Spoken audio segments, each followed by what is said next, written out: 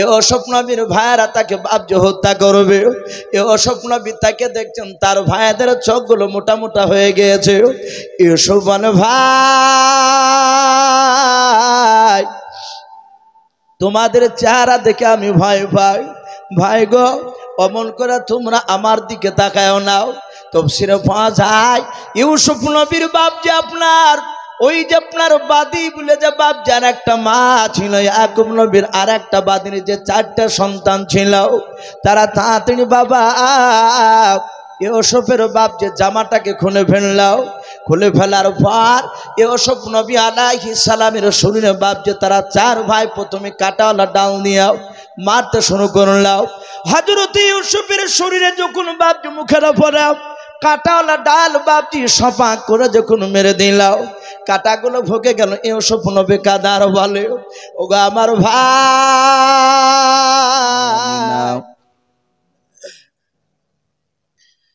من يهده الله فلا مضل له ومن يضلله فلا هادي له ولا نذير له ولا وزير له ولا مشير له ولا نعيم له وأشهد أن لا إله إلا الله وحده لا شريك له لا جد له ولا ند له ولا مثل له ونشهد أن سيدنا وسندنا وحبيبنا وحبيب ربنا وحبيب ربنا وطبيبنا وطبيب قلوبنا ومولانا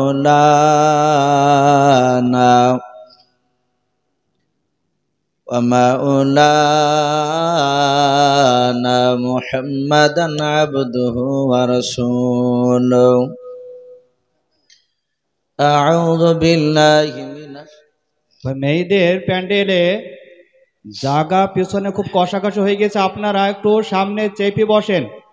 পিছনে জায়গা হচ্ছে না মেয়েদের মহিলাদের, আপনারা সামনে চেপে চেপে বসেন। শীতের সময় বসতেও ভালো লাগবে, শুনতেও ভালো লাগবে এবং আরামও হবে। আপনারা একটু চেপে চেপে বসেন। أعوذ بالله من الشيطان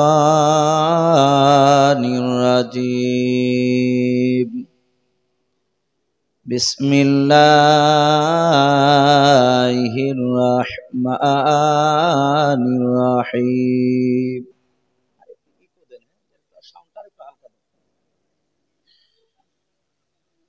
إذ قال يوسف لأبيه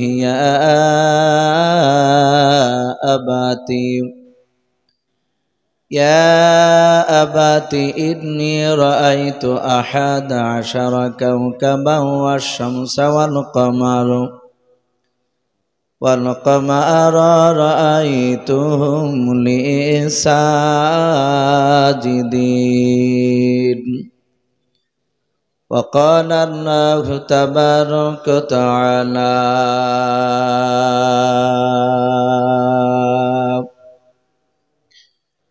وما أرسلناك إلا رحمة للعالمين وقال الله تبارك وتعالى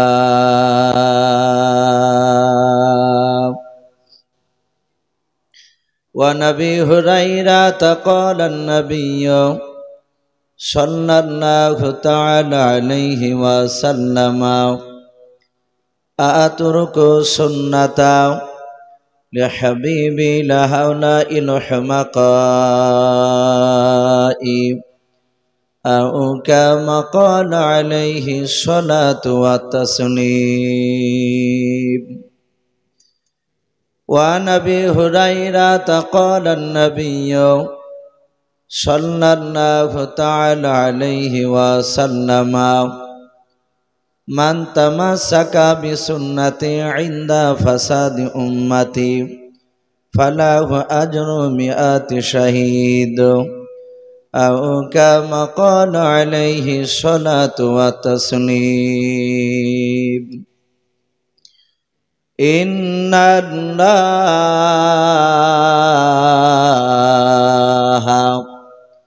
وملائكته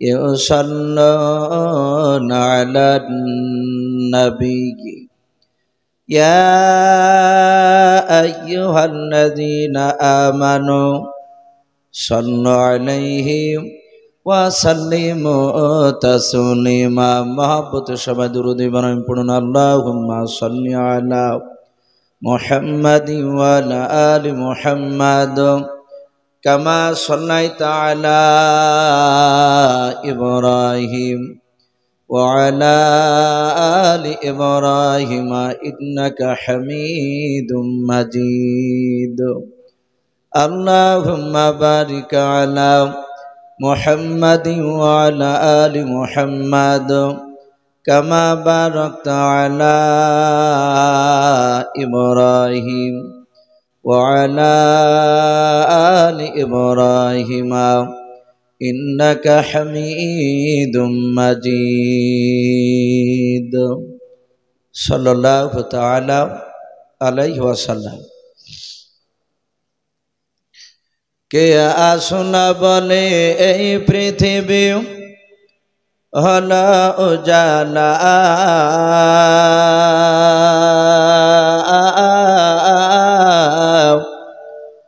কে গাইল এসে সাম্যের গানু শূন্য কাফেলা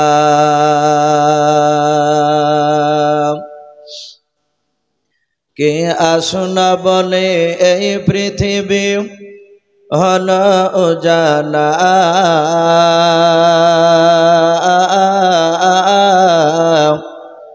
কে গাইল এসে সাম্যের গানু শূন্য কাফেলা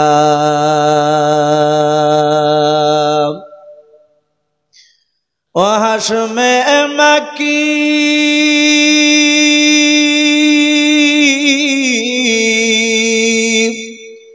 ও হাশমে মাকি মাদানী শাহে মদিনা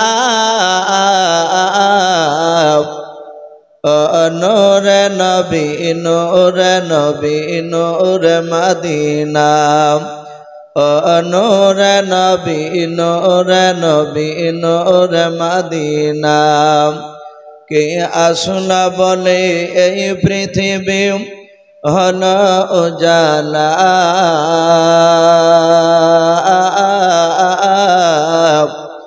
কে গাইল এসে সাম্যের গানু শূন্য কাফেলা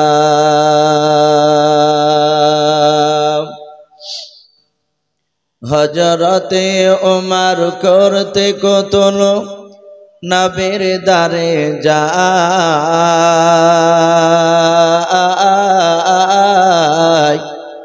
আর নূরানী তার চেহারা দেখে ওমর ফেদা হয়ে যায় একটু মহব্বতে বলুন সুবহানাল্লাহ হযরতে ওমর করতে কতল নবীর দারে যায়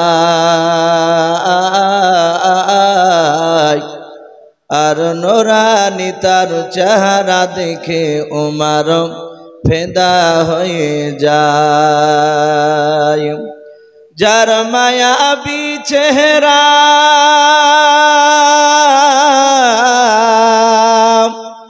যার মায়াবী চেহারা দেখে ওমর হয়ে যায় নবীর দিবানা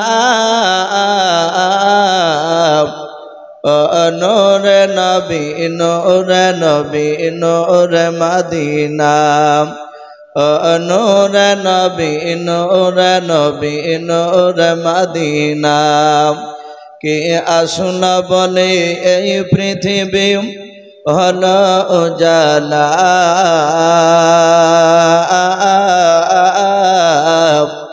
কে গাইল এসে সাম্যের গানু শূন্য কাফেলা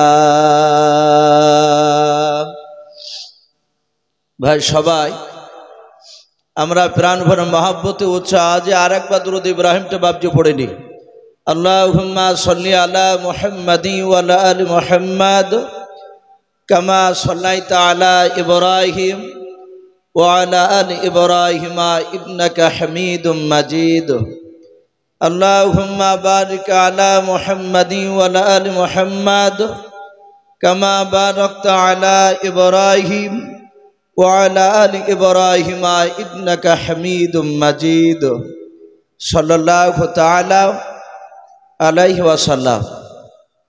শ্রদ্ধেয় জনাব, আজকের জালসা নির্বাচিত মনোনীত যোগ্যতম সভাপতি মহাশয় ও সম্মানিত আমন্ত্রিত ওলামে কেরাম ও আমার সম্মুখের শ্রদ্ধেয় বয়োজ্যেষ্ঠ বাবা জীবনেরা, আমার সমবয়স্ক ও সমজস্ব যুবক ভাইয়েরা, পর্দার আড়ালের মা বোনেরা ও আমার সম্মুখের কচি কচি স্নেহের বাচ্চারা, সকলকে জানাই আমার বুক ভরা ভালোবাসা সালাম। আসসালামু আলাইকুম ওয়া রাহমাতুল্লাহি ওয়া বারাকাতুহু। ভাই, যেভাবে উত্তর হওয়া দরকার সেভাবে বাপজি আমি উত্তর পাইনি। আমরা সকলে জানি সালাম দেওয়া হচ্ছে বাপজি সুন্নাত আর উত্তর দেওয়া হচ্ছে ওয়াজিব। নবীজি বলেছেন সালাম শোনার পর যারা ইচ্ছাকৃত উত্তর দিবে না তাদের আমলনামা থেকে 10টা নেকিকে কেটে 10টা নেকি জায়গায় গুনাহ লিখে দেয়। ভাই, আমরা সকলেই এই তীরমোহনী যে জালসা বাজার পাড়ায় আমরা এসেছি বাপজি সকলে নেকির আশায়, বলুন আল্লাহুম্মা আমিন। এই আশার বাইরে বাপজিকে আমরা আসি নাই। তাই যাই হোক, আমি দ্বিতীয়বার সালাম দিব।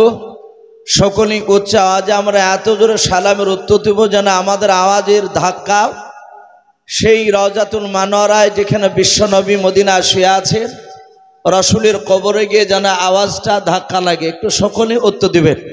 আসসালামু আলাইকুম ওয়া রাহমাতুল্লাহি ওয়া বারাকাতুহু। মাশাআল্লাহ, আলহামদুলিল্লাহ।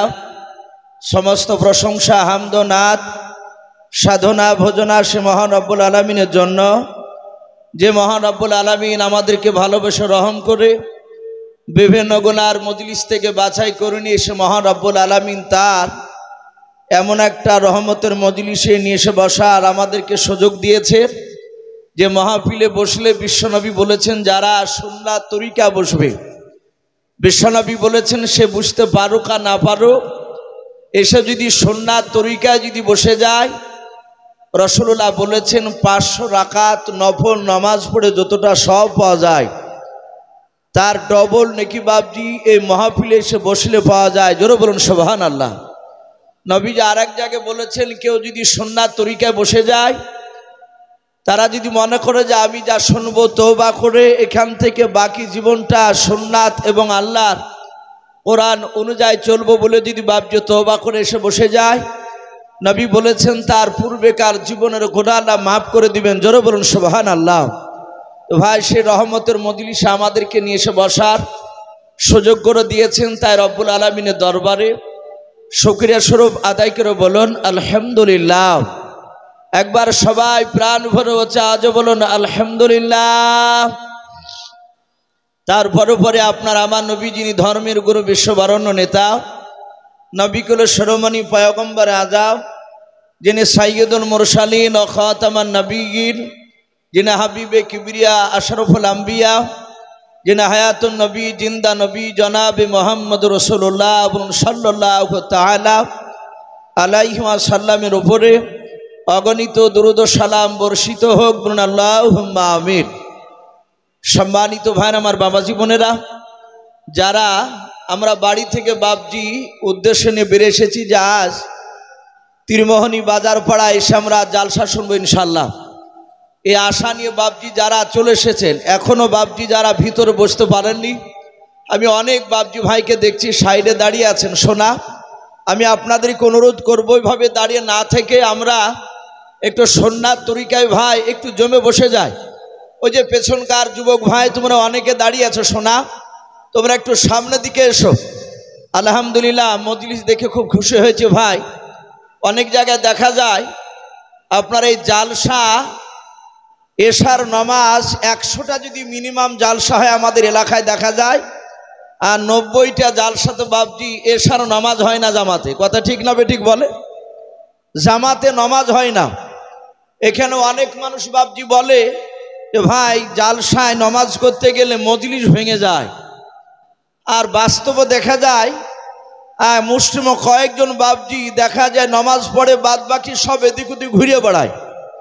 অনেকে ওই ফাঁকে সিগারেটও খায়। আলহামদুলিল্লাহ এখানে এশার নামাজের পরেও এই যে ভাঙা মজলিস এত সুন্দরভাবে জমে গিয়েছে। আমরা আর একবার শুকরিয়া স্বরূপ আদায় করে বলুন আলহামদুলিল্লাহ। তা ভাই যারা দাঁড়িয়ে আছেন, ভাই আমি হাতে পায়ে ধরে বলি, ভাই আমরা সারা জীবন গুনাহ করে আসছি। এটা আদার জালসা না, এটা শুনানি জালসা। আমরা সকলেই জানি প্রতিটা বক্তা তাদের টাইম ভর বক্তব্য রাখবেন। কেউ বাবজি আদায়ের কথা আশা করে আজকে বলবে না। তাই ভাই অনুরোধ করবো আমরা একটা সুন্নাত জিন্দা করে নিই। নবী বলেছেন এমন একটা সময় আসবে, সেই সময় আমার উম্মাতিরা তারা যদি একটা সুন্নাতকে জিন্দা করে, আমি হাদিসটা পড়েছি, নবী বলেছেন সে একটা সুন্নাত জিন্দা করলে তার আমলনামায় 100টা শহীদের সব লিখে দেওয়া হয়। বলুন সুবহানাল্লাহ। আমরা কমসে কম বাবজি একটা সুন্নাত জিন্দা করে নিই। ভাই এগিয়ে আসো, ওই যে পেছনকার ভাই, আমি আপনাদেরকে বলছি অনেকে প্যান্টে হাত ভরে দাঁড়িয়ে আছো, ভাই একটু জমে বসে যায়। যদি হিন্দু ভাইও থাকেন আমি অনুরোধ করব ভাই দাঁড়িয়ে না থেকে একটু ভিতরে বসে যান। আমরা মজলিসের সুন্নাতটা আমরা বজায় রাখি ইনশাআল্লাহ। তো ভাই যাই হোক, আমি আপনাদের কাছে আর অন্যদিকে কথা আলোচনা করব না। আপনারা প্রায় জানেন আমাকে রাত্রি প্রায় জালসাতে 12টার পর দেয়। আমাকে যিনি দাওয়াত করেছেন এখানকার সেলিম ভাই, উনি বলেছেন ইসু ভাই 12টার পর মানুষ আপনাকে দেয়, মানুষ শান্তি করে ওয়াজ শুনতে পায় না। তা আশা করছি আপনাকে আমরা অত রাত্রি করব না, মিডিলে দিব। তা যাক, এশার নামাজের পর দিব বলেছিলেন, যেদিন দাওয়াত করেছিলেন সেদিন থেকে কথা হচ্ছে। কিছুদিন আগে বললেন যে ভাই আপনাকে একটা বিষয় আমাদের বাজার কমিটির লোক প্রায় লোক বলছে, আবার আসার পর ওই কথাই বললেন। আপনারা জানেন আমাকে প্রায় জায়গায় আমাকে নবীর সাহাবাদের ঘটনা বলতে বলে, প্রায় জায়গাতে। আমি যে ব্যক্তিগত কথা বলবো বলে ইসু ভাই না, আপনাকে যেটা বলতে বলছি সেটা বলবে। আজ এখান থেকে বাপজি বিষয় ভাগ করে দিয়েছেন। কোরআন শরীফে আমরা জানি 25টা নবী রসুলের নাম আছে। বলুন আলহামদুলিল্লাহ। কটা বললাম বাপ? 25টা নবী রসুল। তার মধ্যে থেকে মহান রব্বুল আলামিন রসুল বলছেন এমন একজন নবী, যেই নবীর ঘটনা বাপজি কোরআন শরীফে বিস্তারিত দেওয়া আছে। বাদ বাকি 24টা নবীর, ওই নবী বাদ দিয়ে অন্য 24টা নবী রসুলের বিস্তারিত বাপজি জীবনী ওই কোরআন শরীফে সম্পূর্ণভাবে দেওয়া নেই। কোন কোন নবীর বাপজি আংশিক চরিত্র বাপজি তুলে ধরা হয়েছে। আশা করি বুঝতে পেরেছেন আমি কোন নবীর কথা বলতে চাইছি। সভাপতি সাহেবকে বারবার করে অনুরোধ করেছেন যেন ইউসুফ ভাইকে ওই ইউসুফ নবী আলাইহিস সালামের যেন কথা বলতে দেওয়া হয়। এই যে গোটা কোরআন শরীফে বাপজি অত বড় একটা লম্বা নবীর ঘটনা, এর পিছনে কারণ নাই ভাই? একটু কথা বলে। অবশ্যই কারণ আছে। ইউসুফ নবী আলাইহিস সালামের বাপজি শোনার পেছনে আপনার কয়েকটা কারণ আছে। তার মধ্যে থেকে বলা হয়েছে আল্লাহ রাব্বুল আলামিন যে ওয়া হুয়া আলা কুল্লি শাইইন কাদির, সেটা বোঝাতে চেয়েছে। মহান রব্বুল আলামিন শিরিক থেকে বাপজি পাক, শিরিকের কথা বাপজি ওই ইউসুফ নবী আলাইহিস সালামের জীবনীতে এসেছে। পিতামাতার হক সম্পর্কে বাপজি কথা বলা হয়েছে। ভাই আমি অন্য ভূমিকার দিকে যাব না, যতটা সময় দিয়েছেন আমাকে, সময় পর্যন্ত যতটা হবে ততটাই বাপজি বলা আর হুকুম করা হয়েছে আমাকে। তাহলে আসি, আমরা সকলেই জানি যে ইউসুফ নবী আলাইহিস সালাম, ওনার আব্বার নাম ছিল হযরত ইয়াকুব নবী আলাইহিস সালাম। একবার বলুন আলহামদুলিল্লাহ।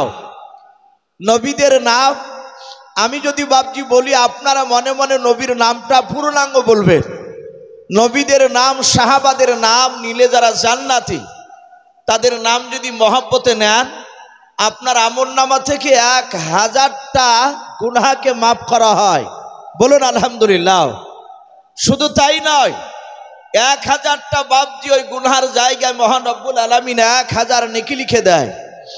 নবীদের নাম মহাব্বতে যদি বাপজি নেওয়া হয়, তাহলে আমরা শুনলাম হযরত ইয়াকুব নবী আলাইহিস সালাম, এই ইয়াকুব নবী আলাইহিস সালাম তার জীবনীতে বাপজি এসেছে।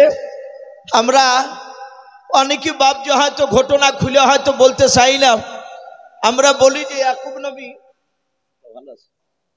আমরা সকলেই জানি যে বলি যে দুটো স্ত্রী, হযরত ইয়াকুব নবী আলাইহিস সালামের আপনার দুটো স্ত্রী কথা তাফসীরে পাওয়া যায়।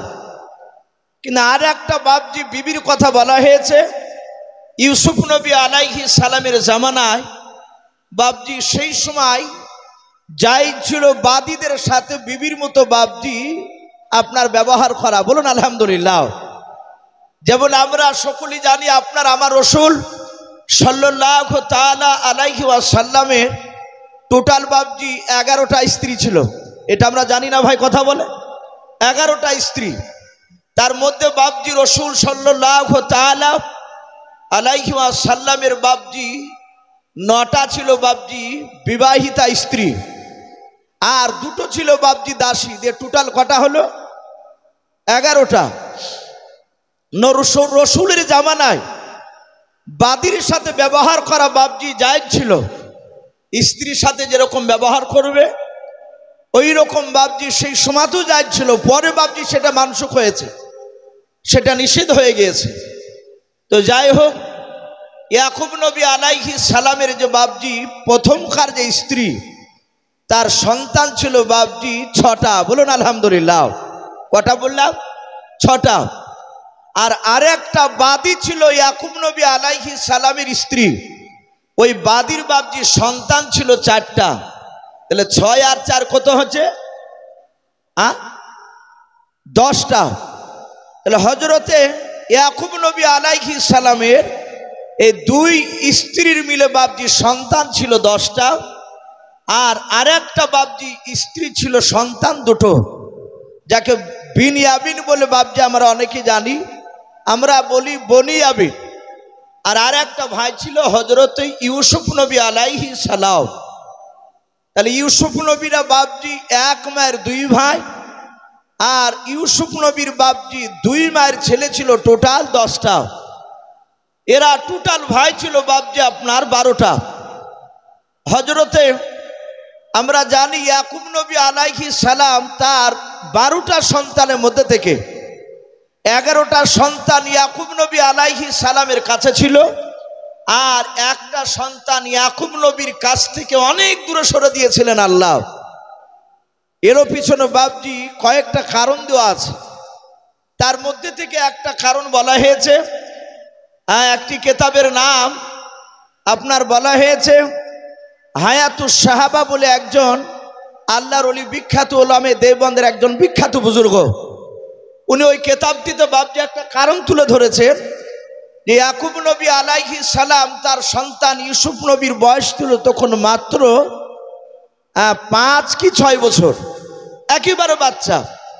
কিতাবে আরো লিখছে ইউসুফ নবী আপনার জামানায় মানুষ বয়স পেত 200-250 বছর, বলুন আলহামদুলিল্লাহ। তাহলে সেই তুলনামূলক ইউসুফ নবীর 4 বছর মানে একেবারে বাচ্চা। ইউসুফ নবী শুয়ে আছে, ইয়াকুব নবী আলাইহিস সালাম উনি রাত্রিবেলায় নফল ইবাদত করছিলেন। বর্তমান কিছু মনে করবেন না ভাই, আমাদের এলাকায় মসজিদে দেখতে পাওয়া যাচ্ছে মুসল্লিকে যারা নামাজ পড়ে, বেশিরভাগ নামাজি মুসল্লিকে দেখা যায় ফরজ পড়ার পরে 3 শ্রেণীর মুসল্লি দেখতে পাওয়া যায় মসজিদে। প্রথম শ্রেণী দেখা যায় কিছু মানুষ তারা ফরজ নামাজ পড়িয়ে আপনার বেরিয়ে সোজা চলে যায়। আমি গত সপ্তাহে আপনার, আজকে কি বার হচ্ছে ভাই? রবিবার। গত শুক্রবার তার আগা শুক্রবার আমি দক্ষিণ দিনাজপুরে ছিলাম। গঙ্গারামপুর, যেহেতু ইউটিউব হচ্ছে হয়তো ওখানকার মানুষও বাপজি লাইভে দেখতে পারে। ওখানে একটি জালসাই বাপজি আপনার একটা গ্রামে গঙ্গারামপুর থেকে প্রায় 7-8 কিলোমিটার ভিতরে, একই স্টেজে বাপজি 3 দিন নবী জীবনী করলাম। একই স্টেজে প্রতিদিন 2.5 ঘন্টা কেন বক্তব্য। তো ওখানে বাপজি একদিন জুম্মা পড়েছিল আমার। আমি জুম্মা পড়ার পরে দেখলাম মসজিদে প্রায় মোটামুটি মুসল্লি 200-র কাছাকাছি হবে, বড় মসজিদ। নমাজ যাহাতে ইমাম সাহেব বাপজি সালাম ফেরা হয়ে গেল, দেখলাম গোটা 4 লোক বসে আছে। ইমাম, আমি একজন মৌলানা, আর গোটা 3 লোক মুসল্লি। বাদ বাকি সব হুড় করে বেড়ে টুপিটাকে মাথা থেকে বের করে পকেটে ভরে চলে গেল। আমি যেহেতু মুসাফির আছে ওখানে, আমি ইমাম সাহেবকে বললাম, ভাই ওনারা চলে যাচ্ছে কেন? বলে ওনারা আর নামাজ পড়ে না, ফরজ নামাজ পড়েই চলে যায়। আমি আশ্চর্য হয়ে গেলাম।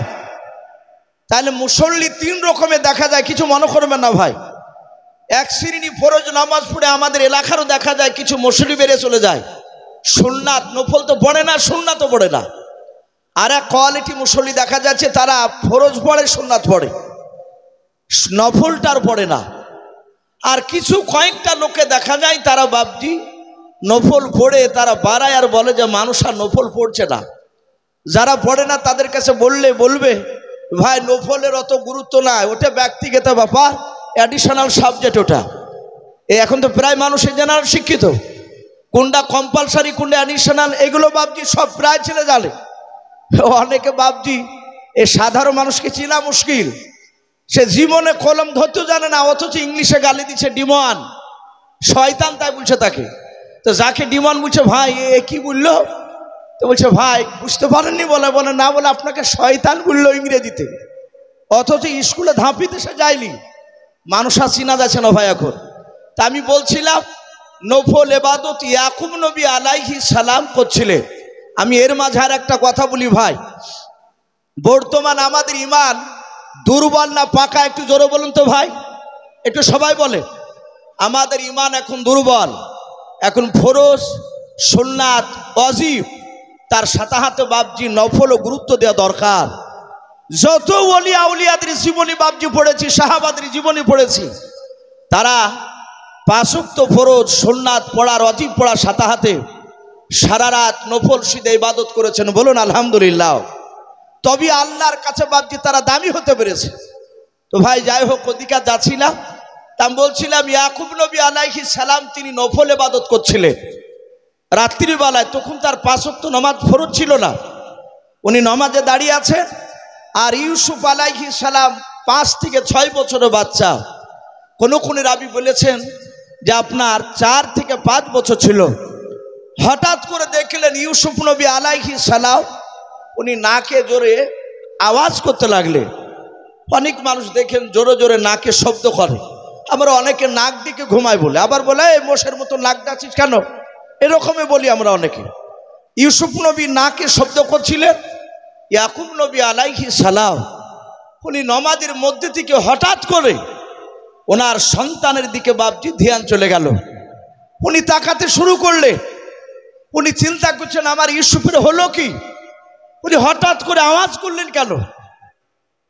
ভাইরা আমার, বাবা জীবনেরাও, ইউসুফ নবী আলাইহিস সালাম মিনিট 5 মতো বাপজি আওয়াজ করলেন না কেউ। আবার কিছুক্ষণ পর আওয়াজটা বন্ধ হয়ে গেল। হযরত ইয়াকুব নবী আলাইহিস সালাম তিনি আবার আল্লাহর ধ্যানে পড়ে গেলেন। আবার কিছুক্ষণ পর হযরত ইউসুফ নবী আলাইহিস সালাম উনি নাকে বাপজি আওয়াজ করতে লাগলেন। হযরত ইয়াকুব নবী আলাইহিস সালাম সালাম তো কোনো ফেরান নাই, উনি আবার ওই নামাজের মধ্যে নিজের ছেলে ইউসুফ নবী আলাইহিস সালামের দিকে তাকাতে লাগলেন। আমার আল্লাহ ডাক দিয়া বলেন, ইয়াকুব নবী পয়গম্বর আলাইহিস সালাম তুমি সারা পৃথিবীর চেয়ে আমাকে বেশি ভালোবাসতাম। ওরে আমার ইয়াকুব নবী শুনে নাও, নামাজের মধ্যে নামাজ কমপ্লিট না করে তুমি আমার দিক থেকে তোমার সন্তানের দিকে তুমি তাকাইলা। ইয়াকুব, তুমি আমার দিক থেকে তোমার সন্তানের দিকে তুমি তাকালে, আমার মহব্বত কিছু তোমার সন্তানের দিকে দিয়ে দিয়েছো। যেই চোখ দিয়ে তোমার সন্তানকে দেখছো, এই সন্তানকে আমি তোমার চোখের আড়াল করে দেব। আল্লামা কামালউদ্দিন দামিরি কিংবা দিমিয়ারি রহমাতুল্লাহ আলাইহি হায়াতুল সাহাবা বলে নয়, হায়াতুল হাইওয়ান বলে কেতাব দিতে একটা কারণ বাবজি তিনি তুলে ধরেছে। সম্মানিত ভাইরা আমার, বাবা জীবনেরা, যাই হোক, এইভাবে বেশ কয়েকটা কারণের কথা বলা হয়েছে। হযরত ইউসুফ নবী আলাইহিস সালাম উনি আস্তে আস্তে আস্তে বাবজি 10 বছর হয়েছে, কেউ বলেছেন 12 বছর। ইউসুফ নবী আলাইহিস সালাম রাত্রিবেলা বিছানায় শুয়ে আছে।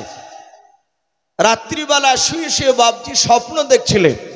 এখানে আমরা প্রায় বাবজি ভাই যারা আছি, আমরা প্রায় বাবজি রাত্রিবেলায় অনেকে স্বপ্ন দেখি, অনেকে স্বপ্ন দেখি। কেউ স্বপ্নে উড়িয়ে বেড়ায়, কেউ স্বপ্নে বাবজি কেউ তাড়া করছে, দূরে চলে যাচ্ছে কিন্তু পালাতে পারছে না। অনেকেই বলে স্বপ্নে মানুষকে তাড়া করলে সে পালাতে পারে না।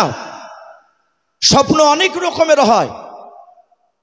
স্বপ্ন 3 রকমের বলা হয়েছে। 1 রকমের স্বপ্ন সত্য হয়, আর 2 রকমের স্বপ্ন বাবজি শয়তানে দেখায়।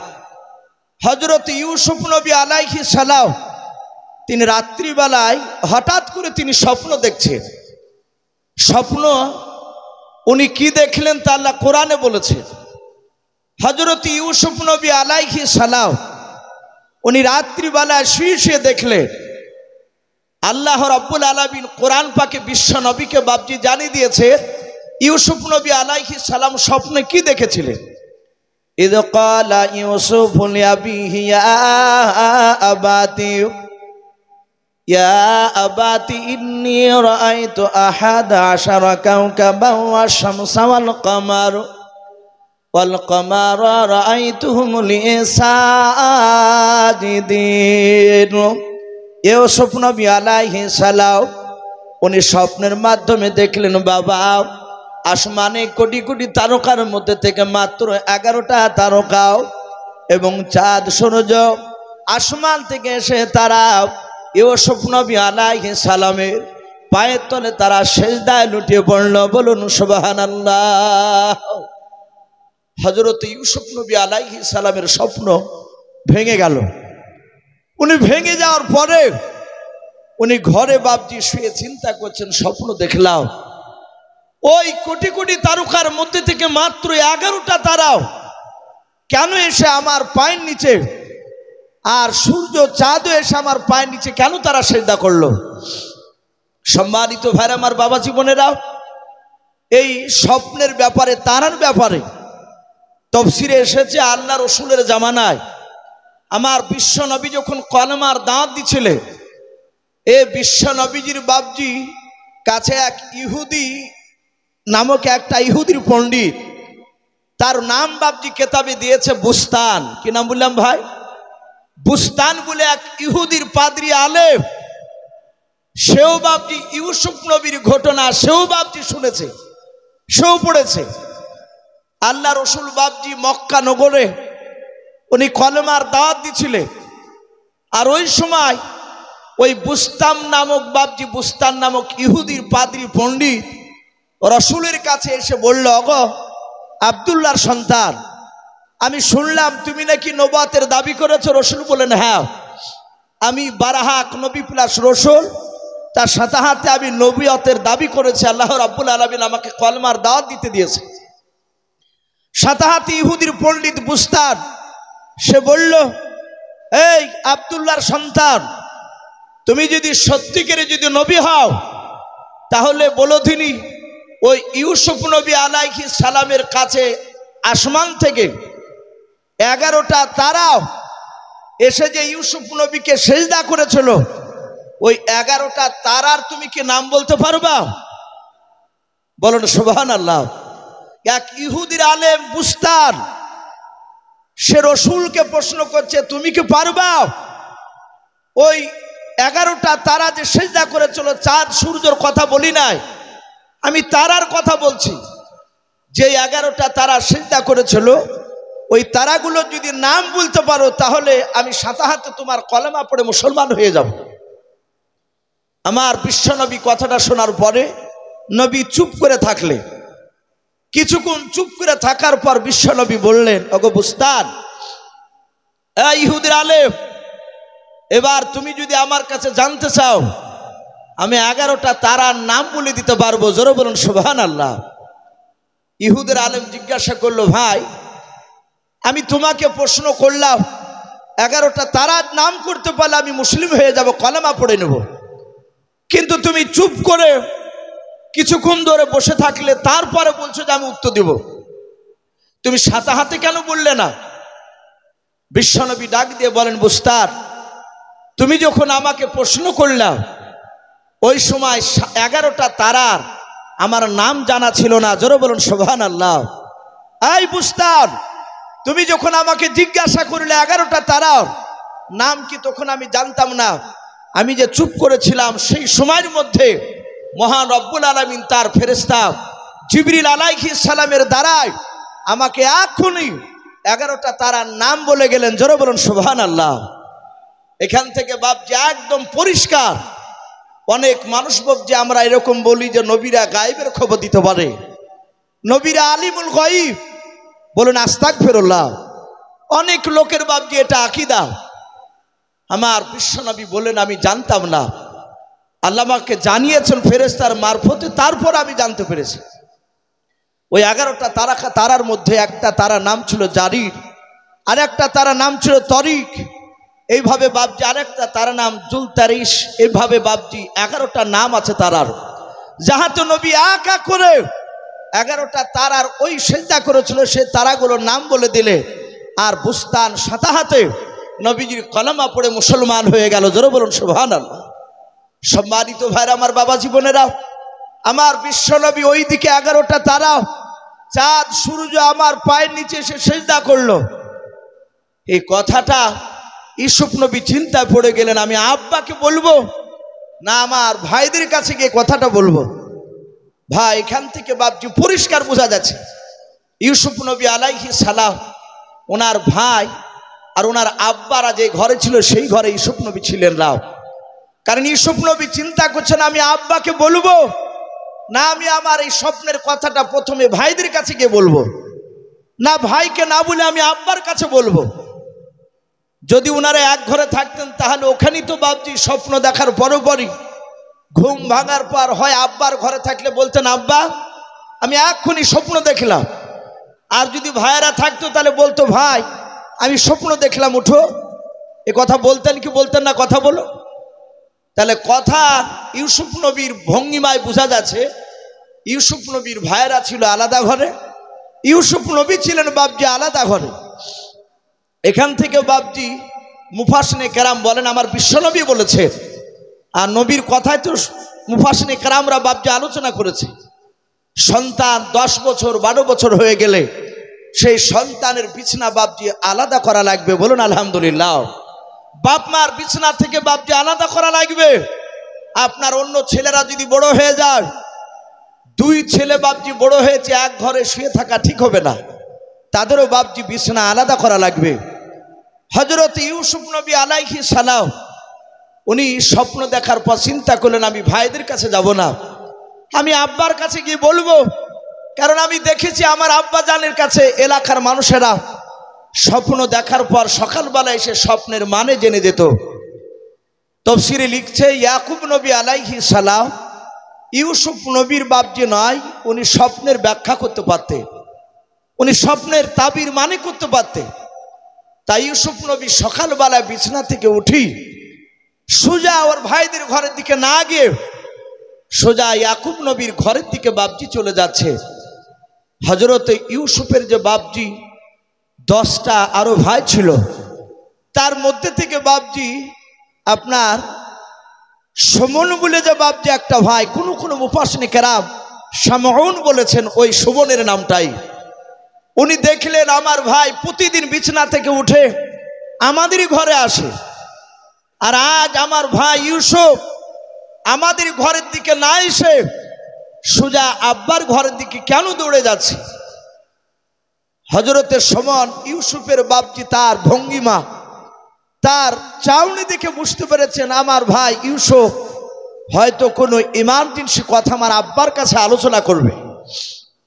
হযরতে সুমন ইউসুফ নবীর ভাই, উনি পেছন পেছন বাপজি পায়ে এমন ভাবে শব্দ জানেন আওয়াজ ইউসুফের কানে না পৌঁছায়, আস্তে আস্তে পা টিপে টিপে ফেলে হযরত ইয়াকুব নবী যে ঘরে ছিলেন ওই ঘরে যে কোনো একটা পাঁচিলের দেওয়ালের বাপজি আপনার কোলে লাগিয়ে কান লাগিয়ে বাপজি কথাগুলো শুনতে লাগলেন। দেখে দিনে আমার ইউসুফ ভাই আব্বার কাছে কি আলোচনা করে। হযরত ইউসুফ নবী ঘরের দরজায় প্রবেশ করার পরই ইয়াকুব নবী বলেন, ওগো বাবা ইউসুফ, কি ব্যাপার, তুমি আমারই ঘরে আসলে কেন বলো। হযরত ইউসুফ নবী বলেন, আব্বা, আমি রাত্রিবেলায় অতি আশ্চর্য একটা স্বপ্ন দেখেছি। হযরত ইয়াকুব নবী আলাইহিস সালাম ডাক দিয়ে বলেছিল, রে আমার বাবা ইউসুফ, বলো তুমি এমন কি স্বপ্ন দেখেছো, তাড়াতাড়ি তুমি বলে দাও। ইউসুফ নবী আলাইহিস সালাম তিনি বলেন, আব্বা, আমি স্বপ্ন দেখলাম ওই আসমানে কোটি কোটি তারকার মধ্যে থেকে মাত্র 11টা তারকা এবং চাঁদ সূর্য তারা আসমান থেকে নেমে এসে আমার পায়ের নিচে তারা সিজদা করলাম। হযরত ইয়াকুব নবী আলাইহিস সালাম ইউসুফ নবী আলাইহিস সালামের বাপ যে স্বপ্ন শোনার পর ইয়াকুব নবী আলাইহিস সালাম তিনি মুচকে মুচকে হাসতেছেন। ইউসুফ নবী আলাইহিস সালাম বলেন, আব্বা, আপনি স্বপ্নের তাবিরটা মানেটা করে দেন, স্বপ্নের তাবির করে দেন। ইয়াকুব নবী আলাইহিস সালাম বলেন, বাবা, আমি স্বপ্নের ব্যাখ্যা করে দিব রে বাবা, দেখো ঘরের বাইরে কাউকে দেখতে পাওয়া যায় কিনা। হযরত ইউসুফ আলাইহিস সালাম পেছন ঘুরে বাপজি ঘরের বাইরে বেরিয়ে ডান দিকে বাম দিকে বাপজি তাকালে। ছোট ছেলে অত গুরুত্ব দিলেন না, এসে বলেন, আব্বা, কাউকে তো দেখা যাচ্ছে না। বলে, কাউকে দেখা যাচ্ছে না? বলে না। আব্বা, আপনি বলুন এই স্বপ্নের মানেটা একটু করে দেন। ইয়াকুব নবী আলাইহিস সালাম বললেন, বাবা, আমি তোমাকে স্বপ্নের মানেটা করে দিব, কিন্তু এই স্বপ্নের কথা খবরদার তুমি কাউকে বলবে না। বলুন আলহামদুলিল্লাহ। এখান থেকে বাপজি নবীরা গায়বের খবর জানে না, এটাও বাপজি প্রমাণ পাওয়া যায়। হযরতে নবীরা যদি বাপজি রাসূলরা যদি অদৃশ্যের খবর যদি দিতে পারতেন, তাহলে ইয়াকুব নবী বলতেন, ওগো আমার ছেলে ইউসুফ, দেখো আমার ঘরের অমুক দেওয়ালের পেছনে আমার আরেকটা ছেলে সমন বলে সে দাঁড়িয়ে আছে। কি কথা বলতেন না? অথচ ইয়াকুব নবী আলাইহিস সালাম উনিও জানতে পারলেন না। আর যারা আল্লাহর কথা শুনে বাপজি বলে তাদেরকে গায়েব বলা হয় না। এই যে আমি আপনাদের কাছে আলোচনা করছি ভাই, এমন কিছু কথা আমি যেটা আপনাদের সামনে আলোচনা করছি আপনারা হয়তো কারো মুখে শোনেন নাই, তাহলে এটাও তো বাপজি তাহলে গায়েব আপনাকে ভাবতে হবে, তাহলে আপনাদের বিশ্বাস করতে হবে। তাহলে ইউসুফও মনে হয় গায়েবের খবর জানে। বলুন আস্তাগফিরুল্লাহ। কারণ আমি তো গায়েবের খবর জানি না, আমিও তো বাপজি একজনের কাছ থেকে জেনে বলছি। অনুরূপভাবে আমার নবীরাও আল্লাহর কাছ থেকে জেনে বাপজি ওই অদৃশ্যের কথাগুলো বলতেন। বলুন আলহামদুলিল্লাহ। ওটাকে আলিমুল গায়ব বলে না। হযরত ইয়াকুব নবী আলাইহিস সালাম উনি ওই জায়গাতে বাপজি দাঁড়িয়ে বললেন, ক্বালা ইয়া বুনাইয়া, ওগো আমার কলিজা টুকরা সন্তান শুনে নাও, লা তাকসুস রুয়াকা, খবরদার তোমার স্বপ্নের কথা কাউর সামনে আলোচনা করবা না, বলবা না। আলা ইখওয়াতিকা, এমনকি তোমার ভাইদের সামনে আলোচনা করবা না। হযরত ইউসুফ নবী আলাইহিস সালাম সঙ্গে সঙ্গে বাপজি কথাটাকে কাজ করে ডাক দিয়ে বলেন, আব্বা, আপনি বলেন আলা ইখওয়াতিকা, খবরদার ইউসুফ বেটা শুনে না, তোমার ভাই এও ভাইদের সামনে আলোচনা করবা না। ইউসুফ নবী বলেন, আব্বা, আমাদের মা দুটো, কিন্তু আব্বা তো আপনি আমাদের একজনই। ওগো আব্বা, আপনি কেন ভাইদের সামনে কথাটা বলতে বারণ করলেন? ইয়াকুব নবী আলাইহিস সালাম বললেন, ফায়াকিদু লাকা কাইদা, ওগো আবার ছেলে এসো, চক্রান্তকারী তো চক্রান্ত করবে। আই ইউসুফ, ইন্না শাইতানা লিল ইনসানি আদুউম মুবিন, নিশ্চয় শয়তান মানুষের প্রকাশ্য দুশমন। ওগো আমার ছেলে ইউসুফ, খবরদার তোমার ভাইদের সামনে স্বপ্নের কথা বলবা না। ইউসুফ বলেন, আব্বা আমি বলবো না, কিন্তু 11টা তারা চাঁদ সূর্য আমার পায়ের নিচে সেজদা করার কারণটা কি একটু খুলে বলুন। ইয়াকুব নবী আলাইহিস সালাম বললেন, বাবা তোমরা টোটাল ভাই কটা? বলে আমরা টোটাল ভাই হচ্ছে 12টা। ইউসুফ তোমাকে বাদ দিলে কটা থাকে? বলে আমাকে বাদ দিলে 11টা। বলে আসমান থেকে তারা কটা এসেছিল? বলে 11টা। ইউসুফ 11টা তারা মানে 11টা তোমার ভাইয়েরা তোমার আনুগত্য স্বীকার করবে, বলুন সুবহানাল্লাহ। ইউসুফ নবী বলেন, আব্বা তাহলে চাঁদ সূর্য ওরা আসলো এসে সেজদা করলো, ওর কারণটা কি? ইউসুফ নবীর কথা শুনে ইয়াকুব নবী মুচকি মুচকি হাসছেন আর বলছেন, বাবা চাঁদ হচ্ছে তোমার মা আর সূর্য হচ্ছে আমি তোমার আব্বা। ওগো আমার ছেলে ইউসুফ, এমন একটা সময় হবে সেই দিনও তোমার আব্বা মা তোমার কথা অনুযায়ী চলতে বাধ্য হবে, বলুন আলহামদুলিল্লাহ। ইউসুফ নবী হাসছেন আর বলেন, আব্বা আমার ভাইয়েরা এবং আপনি আমার মা আমার কথা অনুযায়ী কেন চলবে? ইয়াকুব নবী বললেন, তোমার স্বপ্নের ব্যাখ্যায় পাওয়া যাচ্ছে মহান রব্বুল আলামিন তোমাকে সব ভাইদের চেয়ে উচ্চ সম্মানের অধিকারী করবেন, জোরে বলুন আলহামদুলিল্লাহ। এই উচ্চ সম্মানের অধিকারী এই মানুষদের মধ্যে থেকে একমাত্র বাপ যে আল্লাহর পরে নবী রাসূলরা, বলুন আলহামদুলিল্লাহ। নবী রাসূলের উপর দিয়ে বাপ যে আর পৃথিবীর কোনো মানুষের দাম আছে, মর্যাদা আছে, কথা বলে? হযরত ইউসুফ নবী আলাইহিস সালাম বলেন, আব্বা আমি কাউকে বলবো না। ইউসুফ নবী ঘর থেকে বেরোনোর আগে তার ভাই সুমন বাপজি অন্য সাইড হয়ে গেল, যেন ইউসুফ বুঝতেও জানে না পারে। ইউসুফ নবী আলাইহিস সালাম ওনার ভাইদের সাথে বাপজি দেখা করে উনি চলে গেলেন অন্য জায়গায়। সেই ফাঁকে বাপজি ইউসুফের সুমন বলে ভাইটা, তার বড় ভাই বাপজি একটা ভাই, কেউ বলেছেন ইয়াহুদ বড় ভাই ছিল, আবার কেউ বলেছে রুবেল বলে উনিও বড় ভাই ছিলেন। বেশিরভাগ জমহুর ওলামা তারা ইয়াহুদকে বড় বলেছে, আবার কিছু ওলামা বলেছে না ইয়াহুদ নয় রুবেল ছিলেন বড় ভাই। যাই হোক, রুবেল কিংবা ইয়াহুদ এই দুই ভাইয়ের মধ্যে যেই ভাইটা বড় ভাই তাকে ইউসুফ দেখে বলেন, ওগো আমার ভাইয়েরা, ও বড় ভাই আমরা যে এক মায়ের 10টা ভাই একত্রিত হও। বলে কেন? বলে খুব গুরুত্বপূর্ণ কথা আলোচনা হবে। ইউসুফের বড় ভাই বাপজি তার ভাইদেরকে ডাক দিল, একত্রিত হলো। সুমন বলল, ভাই এখানে দেখো তুমি ইউসুফের ভাই ছোট ভাই বনিয়ামিন আছে কিনা? ওরা এদিক ওদিক তাকাতে কি করে বলল, ভাই কেউ নেই। হযরত ইউসুফ নবী আলাইহিস সালাম তার আরেকটা ভাই বলল, এখানে বনিয়ামিন বসে, ইউসুফের ছোট ভাই।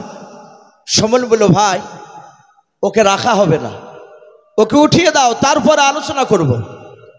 ইউসুফ যদি ছোট হয় তার চেয়ে বাপজি প্রায় 3 বছরে আরো ছোট ইউসুফের ছোট ভাই বনিয়ামিন ওনার হাতখানা ধরে বলল, ভাই একটু চলে যাও, আমরা একটু কিছু কথা আলোচনা করব। উনি এর কথাটায় গুরুত্ব দিলেন, একেবারে বাচ্চা।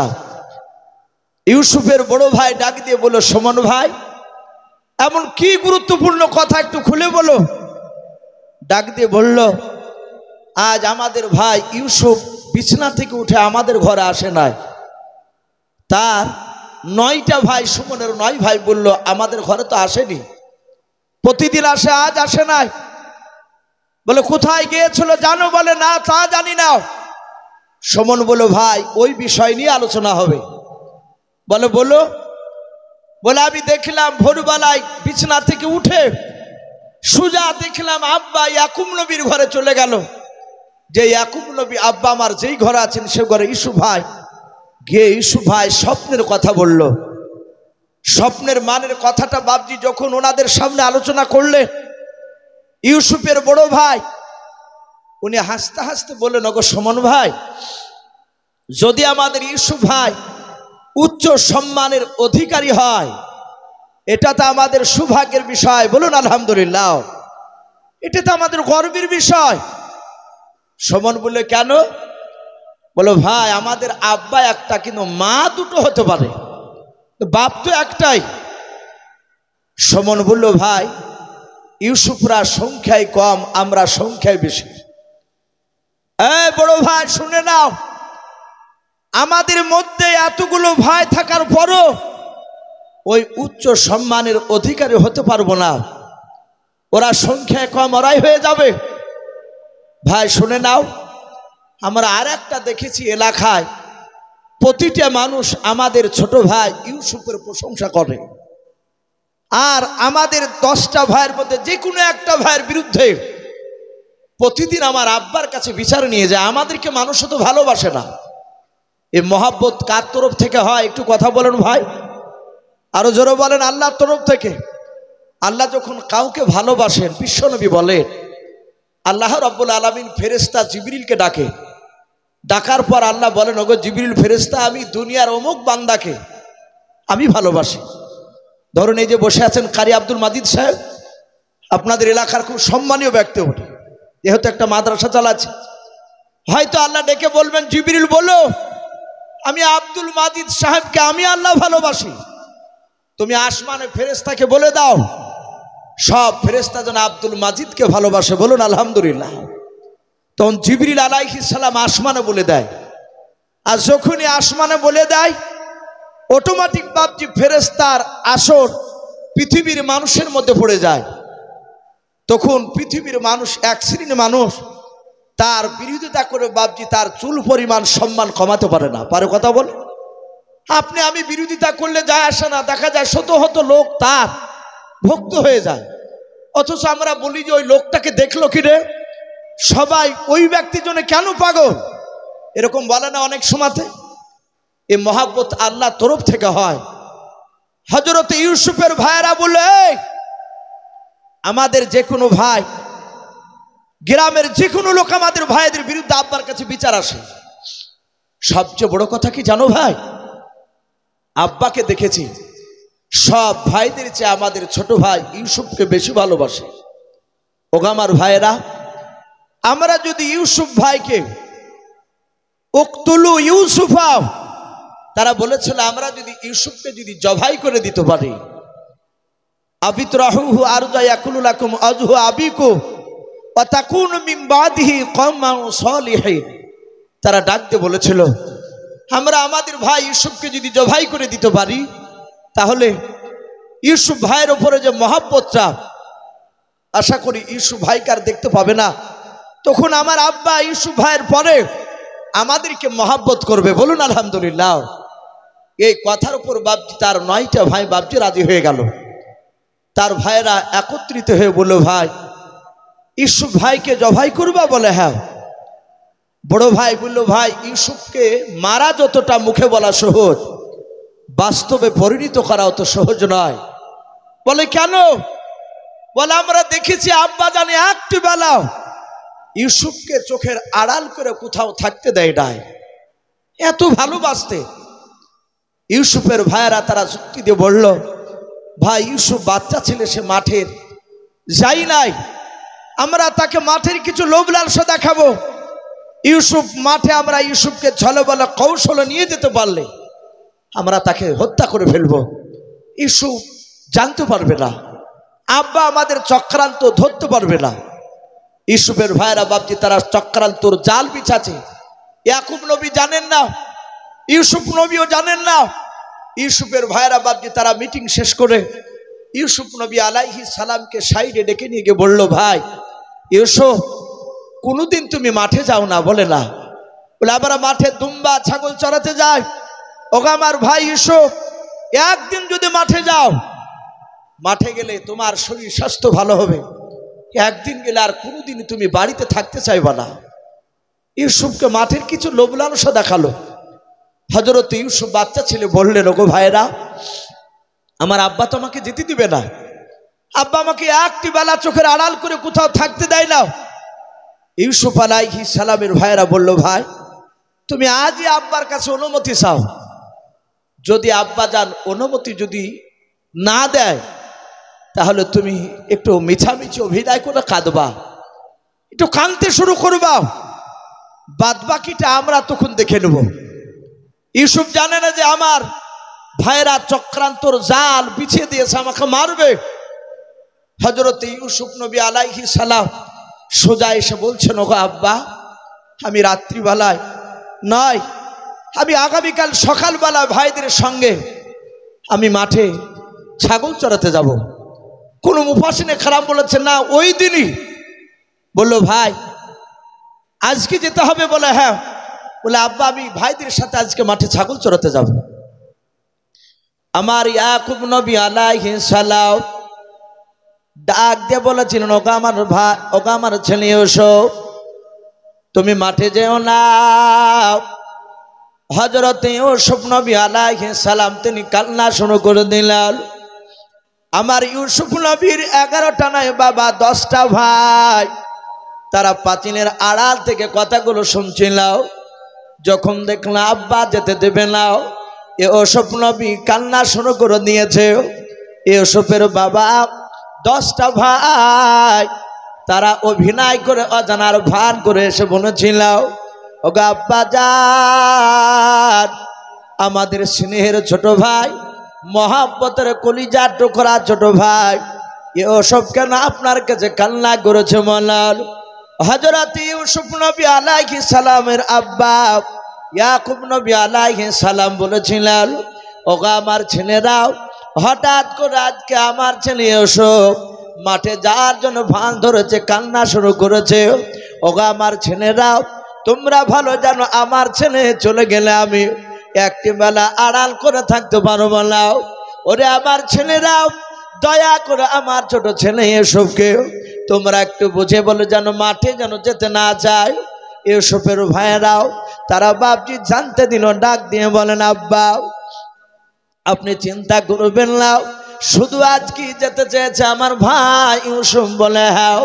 ওগো আব্বা জান, আপনি চিন্তা করবেন না, আপনি আজকের মতো অনুমতি দেন, আমাদের ছোট ভাই ইউসুফকে মাঠে নিয়ে যাব, আপনি চিন্তা করবেন না। হযরত ইয়াকুব নবী আলাইহিস সালাম ডাক দিয়ে বলেছিল, বাবা আমার ছেলে ইউসুফকে যদি মাঠে নিয়ে যাও, আমার ছেলে রৌদ্র থাকতে পারে না, কষ্ট হবে, আমার ছেলেকে রৌদ্র লাগবে। ইয়াকুব নবী আলাইহিস সালামের ছেলেরাও তারা 10 জনায় বলেছিল, আব্বা আপনি চিন্তা করবেন না, আমাদের ছোট ভাই যদি ইউসুফকে যদি আমাদের সাথে অনুমতি দেন, আমরা যদি মাঠে নিয়ে যাই, ওগো আব্বা জান, সূর্যের তাপ আমাদের ছোট ভাই ইউসুফকে লাগতে দেব না।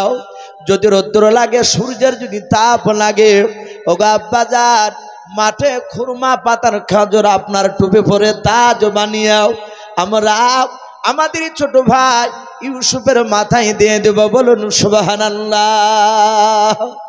ওগো আব্বা চিন্তা করবে না, ইউসুফকে আর রৌদ্র লাগবে না, খুরমা খাজুরের পাতার তাজ বানিয়ে দিব। হযরত ইয়াকুব নবী আলাইহিস সালাম দেখলেন না, ছেলেরা তাজ বানিয়ে দেব বললাম। হযরত ইয়াকুব নবী আলাইহিস সালাম আবার ডাক দিয়ে বলেছিল, আমার ছেলেরা,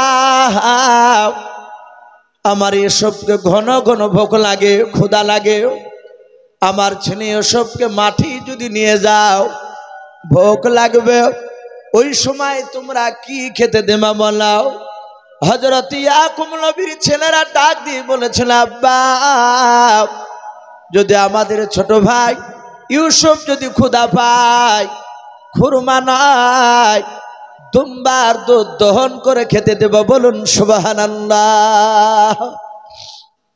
যে কথাটা ইয়াকুব নবী বলছে, ওটা কি বাপজি ইয়াকুব নবী ছেলেরা দলিল দিয়ে কেটে দিচ্ছে? ইয়াকুব নবী দেখলে না, এরা তো শুনে না, এরা মানা করার পরিবর্তে এরা নিয়ে যেতে চাইছে।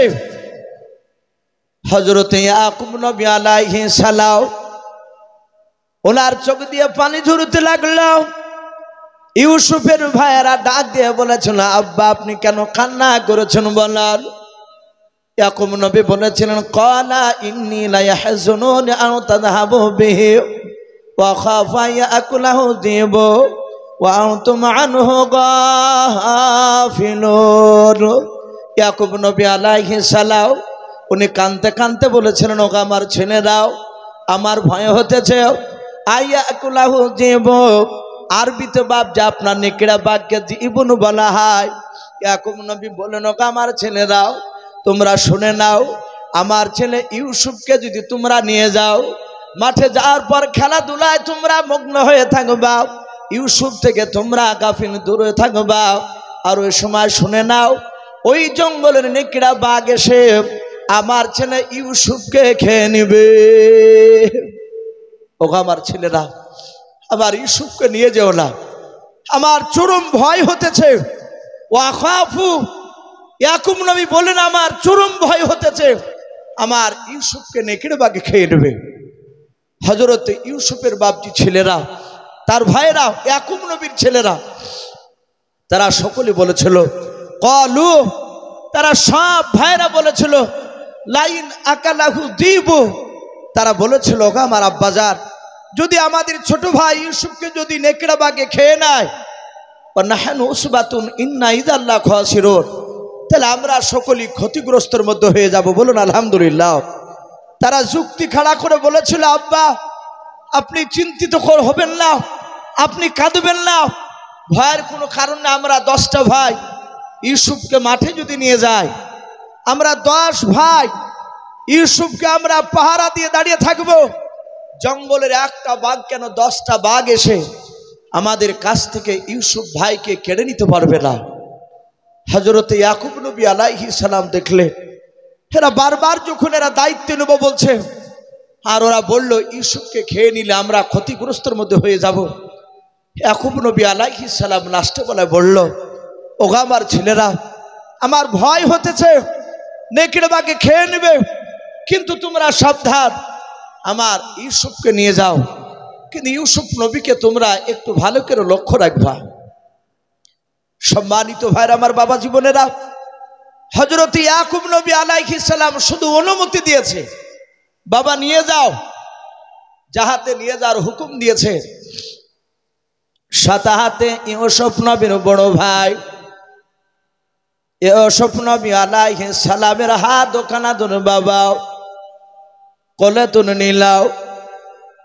হযরত ইউসুফ নবীকে বাপজি তুলে নিয়ে তারা চুমা খেতে শুরু করে দিল, তারা মহব্বত করতে দেখাতে লাগলো, আর রাস্তা দিয়ে বাপজি হাঁটতে শুরু করলাও।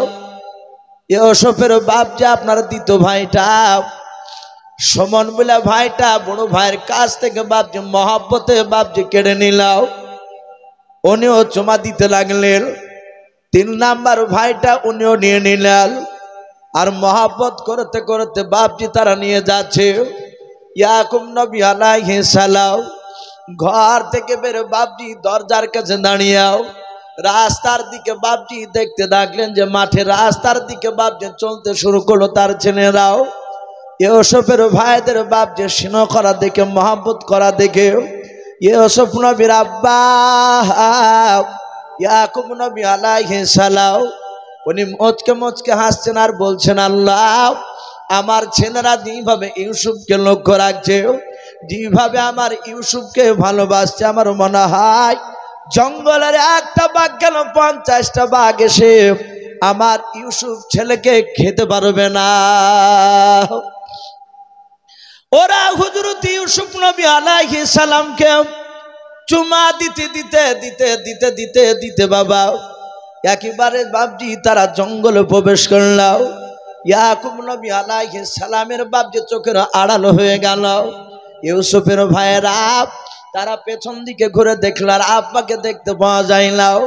সেই সময় হযরত ইউসুফ নবী বাপজি সুমন বুলাজি ভাইটা, যে ভাইটা প্রথমে ইউসুফের স্বপ্নের কথা বাপজি শুনে নিয়েছিল, ওই ভাইটা জঙ্গলে মাঠের ভিতর নিয়ে গিয়াও কাঁধে করে বাপজি যখন ধরে নিয়ে বসেছিল, ইউসুফ নবীর পা দোখানা ধরে বললাও, ওরে ইউসুফ ভাই, তোকে আমরা ছলবল কৌশল নিয়ে এসেছি হত্যা করার জন্য।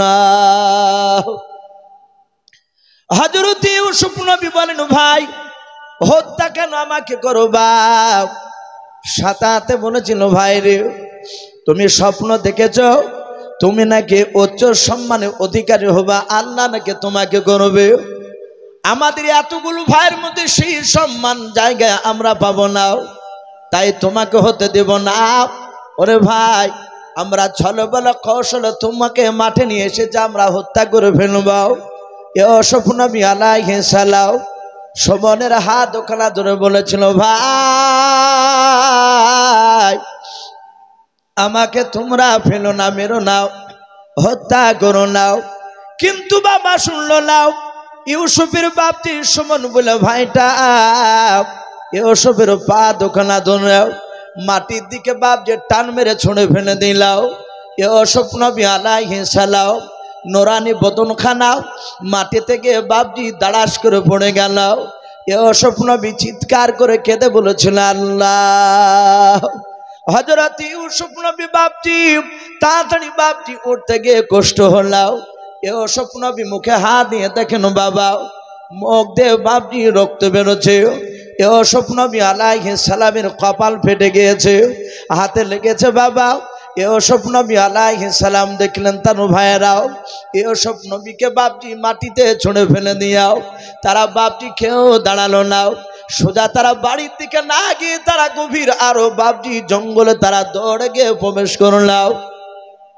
ইউসুফ নবী আলাইহিস সালাম কান্না করিতে করিতে ডাক দিয়ে বলেছিল, আমার ভাইয়েরাও তোমরা আমাকে মাটিতে ছুঁড়ে ফেলে দেওয়ার পর কেন তোমরা জঙ্গলের দিকে দৌড়ে চলে যাচ্ছ? মালাও এই ভাই তোমরা দাঁড়াও, আমি তোমাদের সাথে দৌড়ে যেতে পারবো না, কারণ তোমরা আমাকে মাটিতে ছুঁড়ে ফেলে দিয়েছ, আমার শরীরে ব্যথা শুরু হয়ে গিয়েছে। ভাই দাঁড়াও। কিন্তু ভাইয়ারা কেউ দাঁড়ালো না। বেশ কিছুক্ষণ পর বাবা তাফসীরে মারফুল কোরআনে পাওয়া যায়, ইউসুফ নবী আলাইহিস সালামের বাপজি 10টা ভাই গভীর জঙ্গল থেকে কিছুক্ষণ পর তারা বাপজি কাটাওয়ালা ডাল তারা ভেঙে নিয়ে আসলো। 10টা ভাইয়ের হাতে বাপজি কাটাওয়ালা ডাল ছিল। তারা 10 ভাই ইউসুফ নবী আলাইহিস সালামকে বাপজি গোল করে ঘেরাও করে নিয়ে দাঁড়িয়ে গেল। ইউসুফ নবী বলেছিল, আমার ভাইয়েরাও তোমরা আমাকে টান মেরে জমিনে ছুঁড়ে ফেলে দিলাও, তারপরে আবার কাটাওয়ালা ডাল নিয়ে কেন আমার দিকে অমন করে মোটা মোটা চোখ করে কেন তাকা জমালাও? দেখবেন ভাই, কোনো মানুষকে যখন বাপ যে 3-4 জনায় একটা দুর্বল মানুষকে যখন ধরে নিয়ে গিয়ে বাপ যে বেঁধে রাখে, মানুষটা দুর্বল হয়ে যায়, তাদেরকে বাপ যে তার শক্তিতে বাপ যে পেরে উঠতে পারে না। ওই মানুষটাকে যারা জবাই করতে যায় বাবা, জবাই করার আগে বাপ যে তাদের মস্তিষ্ক বাপ যে আলাদা হয়ে যায়, চোখগুলো বাপ যে মোটা মোটা হয়ে যায়। ইউসুফ নবীর ভাইয়েরা তাকে বাপ যে হত্যা করবে। ইউসুফ নবী তাকে দেখছেন তার ভাইদের চোখগুলো মোটা মোটা হয়ে গিয়েছে। ইউসুফ বলে, ভাই তোমাদের চেহারা দেখে আমি ভয় পাই, ভাই গো অমন করে তোমরা আমার দিকে তাকায়ও নাও। তাফসীরে পাওয়া যায় ইউসুফ নবীর বাপ যে আপনার ওই যে আপনার বাদী বলে যে বাপ যার একটা মা ছিল, ইয়াকুব নবীর আর একটা বাদীর যে 4টা সন্তান ছিল, তারা তাড়াতাড়ি বাবা ইউসুফের বাপ যে জামাটাকে খুলে ফেললাও। খুলে ফেলার পর ইউসুফ নবী আলাইহিস সালামের শরীরে বাপ যে তারা 4 ভাই প্রথমে কাটাওয়ালা ডাল নিয়ে মারতে শুরু করলাম। হযরত ইউসুফের শরীরে যখন বাপ যে মুখের উপরে কাটাওয়ালা ডাল বাপজি সপা করে যখন মেরে দিলাও, কাটাগুলো ভোগে গেল। ইউসুফ নবী কাদার বলে, ওগো আমার ভাই আমি আর মার সহ্য করতে পারি না। তারা বাপজি মারতে সবাই শুরু করলো, কিন্তু বড় ভাই এহদ বলে নাম, আর যদি মনে করেন রুবেনটা বড় ভাই, ওই বড় ভাইটাও হযরত ইউসুফ নবী দেখলেন বাবা উনি কাটাওয়ালা ডাল নিয়ে দাঁড়িয়ে আছে, উনি তো মারেন না। 9টা ভাই বাপ যে কাটাওয়ালা ডাল দিয়ে মারতে লাগল। ইউসুফ মাটিতে বাপ যে লুটালুটি করে। ইউসুফ নবী একবার ছোট ভাইয়ের নাই বাপজি বড় ভাইয়ের নাই, মেজ ভাইয়ের বাপজি সমানের পা দুখানা ধরে, আবার পায়ের লাত মেরে ফেলে দেয়। ইউসুফ লাস্টে বেলা দেখলেন আমার বড় ভাই ইয়াহুদ উনি তো মারেন নাই, উনার পা দুখানা জোরে ধরে কেঁদে বলেছিল, আমার ভাইয়েরা ও বড় ভাই আমি তো এমন কোনো অন্যায় করি নাই, শুধু একটাই কথা শুনে নাও, ওই স্বপ্নের দেখা কথাটা আমার আব্বাকে বলা, এটাই তোমাদের কাছে অপরাধ। ও বড় ভাই, আমি লক্ষ্য করে দেখলাম সবাই কাঁঠালের ডাল দিয়ে মারছে। ভাই তুমি তো মারো নাই। ভাই গো, আমাদের মা দুটো, কিন্তু বাপ তো আমাদের একটাই। ভাই আমি আর সহ্য করতে পারি নাই। ভাই গো, তোমার ভাইদেরকে একটু বারণ করো, আমার কথা ওরা শোনো নাই, তুমি একটু বারণ করলে মনে হয় তোমার কথা শুনবে। এ ওসব নবী আলাইহিস সালামের বড় ভাই। বাপজি উনি মনে মনে চিন্তা করলেন, মাওলাও এ ওসব ভাই কোনো অন্যায় করে নাই, শুধু স্বপ্নের কথাটা বলার কারণে আমরা মারা জন্য আমরা চক্রান্ত যার বিছিয়েছি। বড় ভাই চিন্তা করুন, মাওলাও যদি আমরা ইউসুফকে কাঁঠালের ডাল দিয়ে যদি মারতে মারতে যদি হত্যা করে নিই, তাহলে আমরা সবাই হত্যাকারী হয়ে যাব। ইয়াহুদ চিন্তা করলেন, এটা তো চোরও বললা। আমার আব্বা ইয়াকুব নবী বলেছে, যারা অন্যায়ভাবে হত্যা করবে, যে মৃত্যুবরণ করবে, সে তো হয়তো আল্লাহ তাকে মাফ করে দিতে পারে, কিন্তু যারা অন্যায় করে মারবে, যারা হত্যাকারী হবে, তারা তো জাহান্নামে যাবে। আর আমরা যে কোনো সাধারণ লোকের সন্তান নয়, আমরা একজন বিখ্যাত নবীর সন্তান। আমরা যদি মারি ইউসুফকে ভাবে মারতে মারতে মেরে ফেললে আমরা সকলে হত্যাকারী হয়ে যাব, না, এইভাবে মারবো না। তাই চিন্তা করলো, আমাদের উদ্দেশ্য আমার আব্বার কাছ থেকে চোখের আড়াল করা, একে মেরে ফেলা মানে আব্বার কাছ থেকে একেবারে দূরে সরে যাবে। আমাদের উদ্দেশ্য হচ্ছে আড়াল করা। আর ইয়াহুদ বড় ভাইটা উনি মনে মনে চিন্তা করলেন, আমি আব্বার কথার মধ্যে একটা মিথ্যা কথা বলা রাস্তা খুঁজে পেয়ে গেছি।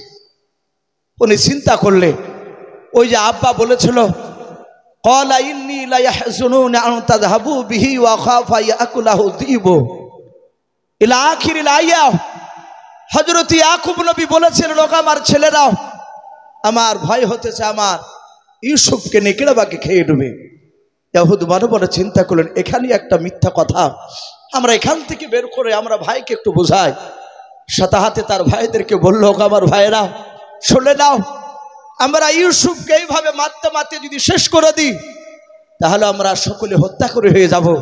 আর আব্বা বলেছে, হত্যাকারী যারা হবে তারা জাহান্নামে যাবে। আমরা নবীর সন্তান হয়ে আমরা জাহান্নামে যেতে চাই না। ওগো আমার ছেলেরা শুনে নাও, আব্বা তো বলেছে ইউসুফকে নেকড়েবাগে খেয়ে নেবে। এখান থেকে আমরা একটা মিথ্যা কথা আব্বার কাছে গিয়ে বলবো।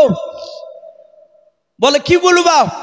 বলে, ভাই দেখো, এই রাস্তাতে জঙ্গলে কোনো ইদারা পাওয়া যায় কিনা।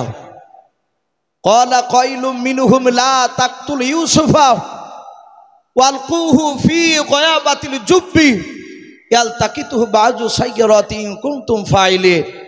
হযরত ইউসুফের ভাইদের মধ্যে থেকে ওই ভাইটা বলল, ইউসুফ ভাইকে লা তাকতুল ইউসুফাকে জবাই করো না, দেখো রাস্তার ধারে কোনো ইদারা পাওয়া যায় কিনা জঙ্গলে। যদি ইদারা পাওয়া যায়, আমরা ইউসুফ ভাইয়ের তো জামাটা খুলে নিয়েছে, আমরা ইউসুফকে নিয়ে গিয়ে ইদারায় ধাক্কা দিয়ে ফেলে দেব, ইউসুফ ইদারায় পড়ে যাবে। শুনে নাও, আমরা এই জামাটাকে নিয়ে আমরা একটা প্ল্যান তৈরি করব। আমরা আব্বার কাছে একটা এমন প্ল্যান করে কথা বলবো যেন আব্বা বুঝতে না পারে যে আমরা ইউসুফকে ইদারায় ফেলে দিয়েছি। আমরা ওই কথাটাই কাজে লাগাবো, যেটা আব্বা বলেছে ইউসুফকে নেকড়েবাগে খেয়ে নিবে, এটা আমার ভয় হতেছে। আমাদের কাছে যে ছাগল রয়েছে, দুম্বা রয়েছে, প্রায় 200-র উপরে ছাগল, দুম্বা মিলে হবে। আব্বা আমাদেরকে এতই বিশ্বাস করে, আমরা ছাগল চড়ে যখন মাঠ থেকে বাড়ি যায়, আব্বা তো আমাদের কাছে ছাগলের হিসাব নাই না, কটা ছাগল নিয়ে বেরিয়ে আসে এটাও তো আব্বা গনে আমাদেরকে পাঠাই না। তাহলে একটা দুর্বল দেখে ছাগলকে জবাই করে ওই ছাগলের রক্ত আমরা জামাতে মাখিয়ে নিয়ে গিয়ে বলবো, আব্বা ইউসুফকে নেকড়েবাগে খেয়ে নিয়েছে, এটাই বিশ্বাস করে নেবে। ওগো বন্ধুরা শুনে নাও, যদি আমরা ইউসুফকে ইদারায় ফেলে দিই, তাহলে ইদারায় পানি থাকলে ইউসুফ পানি খেয়ে মারা যাবে। যদি তা না হয়, শুনে নাও, যদি পানি না থাকে তাহলে এই রাস্তা দিয়ে মিশরের লোক যাতায়াত করে, কোন বণিকের দল, ব্যবসায়ী লোক, তারা হয়তো যাবার সময় ইউসুফের ক্রন্দন শুনে হয়তো তারা উঠে নিয়ে চলে যেতে পারে। আর এই কেনান শহর থেকে। ও যদি মিশরে চলে যায় তাহলে আমাদের ঝামেলা একেবারে চুকে যাবে, মিটে যাবে, আমার আব্বার চোখের আড়াল হয়ে যাবে। তারপরে বলল, ভাই শুনে না, যদি তাও না হয়, ইদারায় পানি যদি না থাকে তাহলে সাপ বিচ্ছু থাকবে, তাতে ইউসুফকে দংশন করবে, ইউসুফ বিষে জর্জরিত হয়ে মারা যাবে। আর আব্বাকে বলবো ইউসুফ বাঘের পেটে চলে গেছে, আব্বা জান বুঝতে পারবে না। হযরত ইউসুফের বড় ভাই, তার কথায় যুক্তি আছে বলে বাপজি তারা সকলে মেনে নিল। তারা বলল, ভাই ওই দেখো একটা ইদারা দেখতে পাওয়া যাচ্ছে। বলে বাপজি ইউসুফের ভাইয়েরা তারা ধাক্কা মারতে মারতে, কোন মুফাসসিরিনে কেরাম লিখেছেন তারা দড়ি দিয়ে ইউসুফকে বেঁধে ফেলেছিল যেন আমাদের হাত থেকে যেন পালিয়ে না যায়। ইউসুফ নবী আলাইহিস সালামকে ইদারার কাছে নিয়ে গিয়ে বাবা ধাক্কা দিয়ে ইউসুফ আলাইহিস সালামকে বাপজি ইদারায় ফেলে দিলে।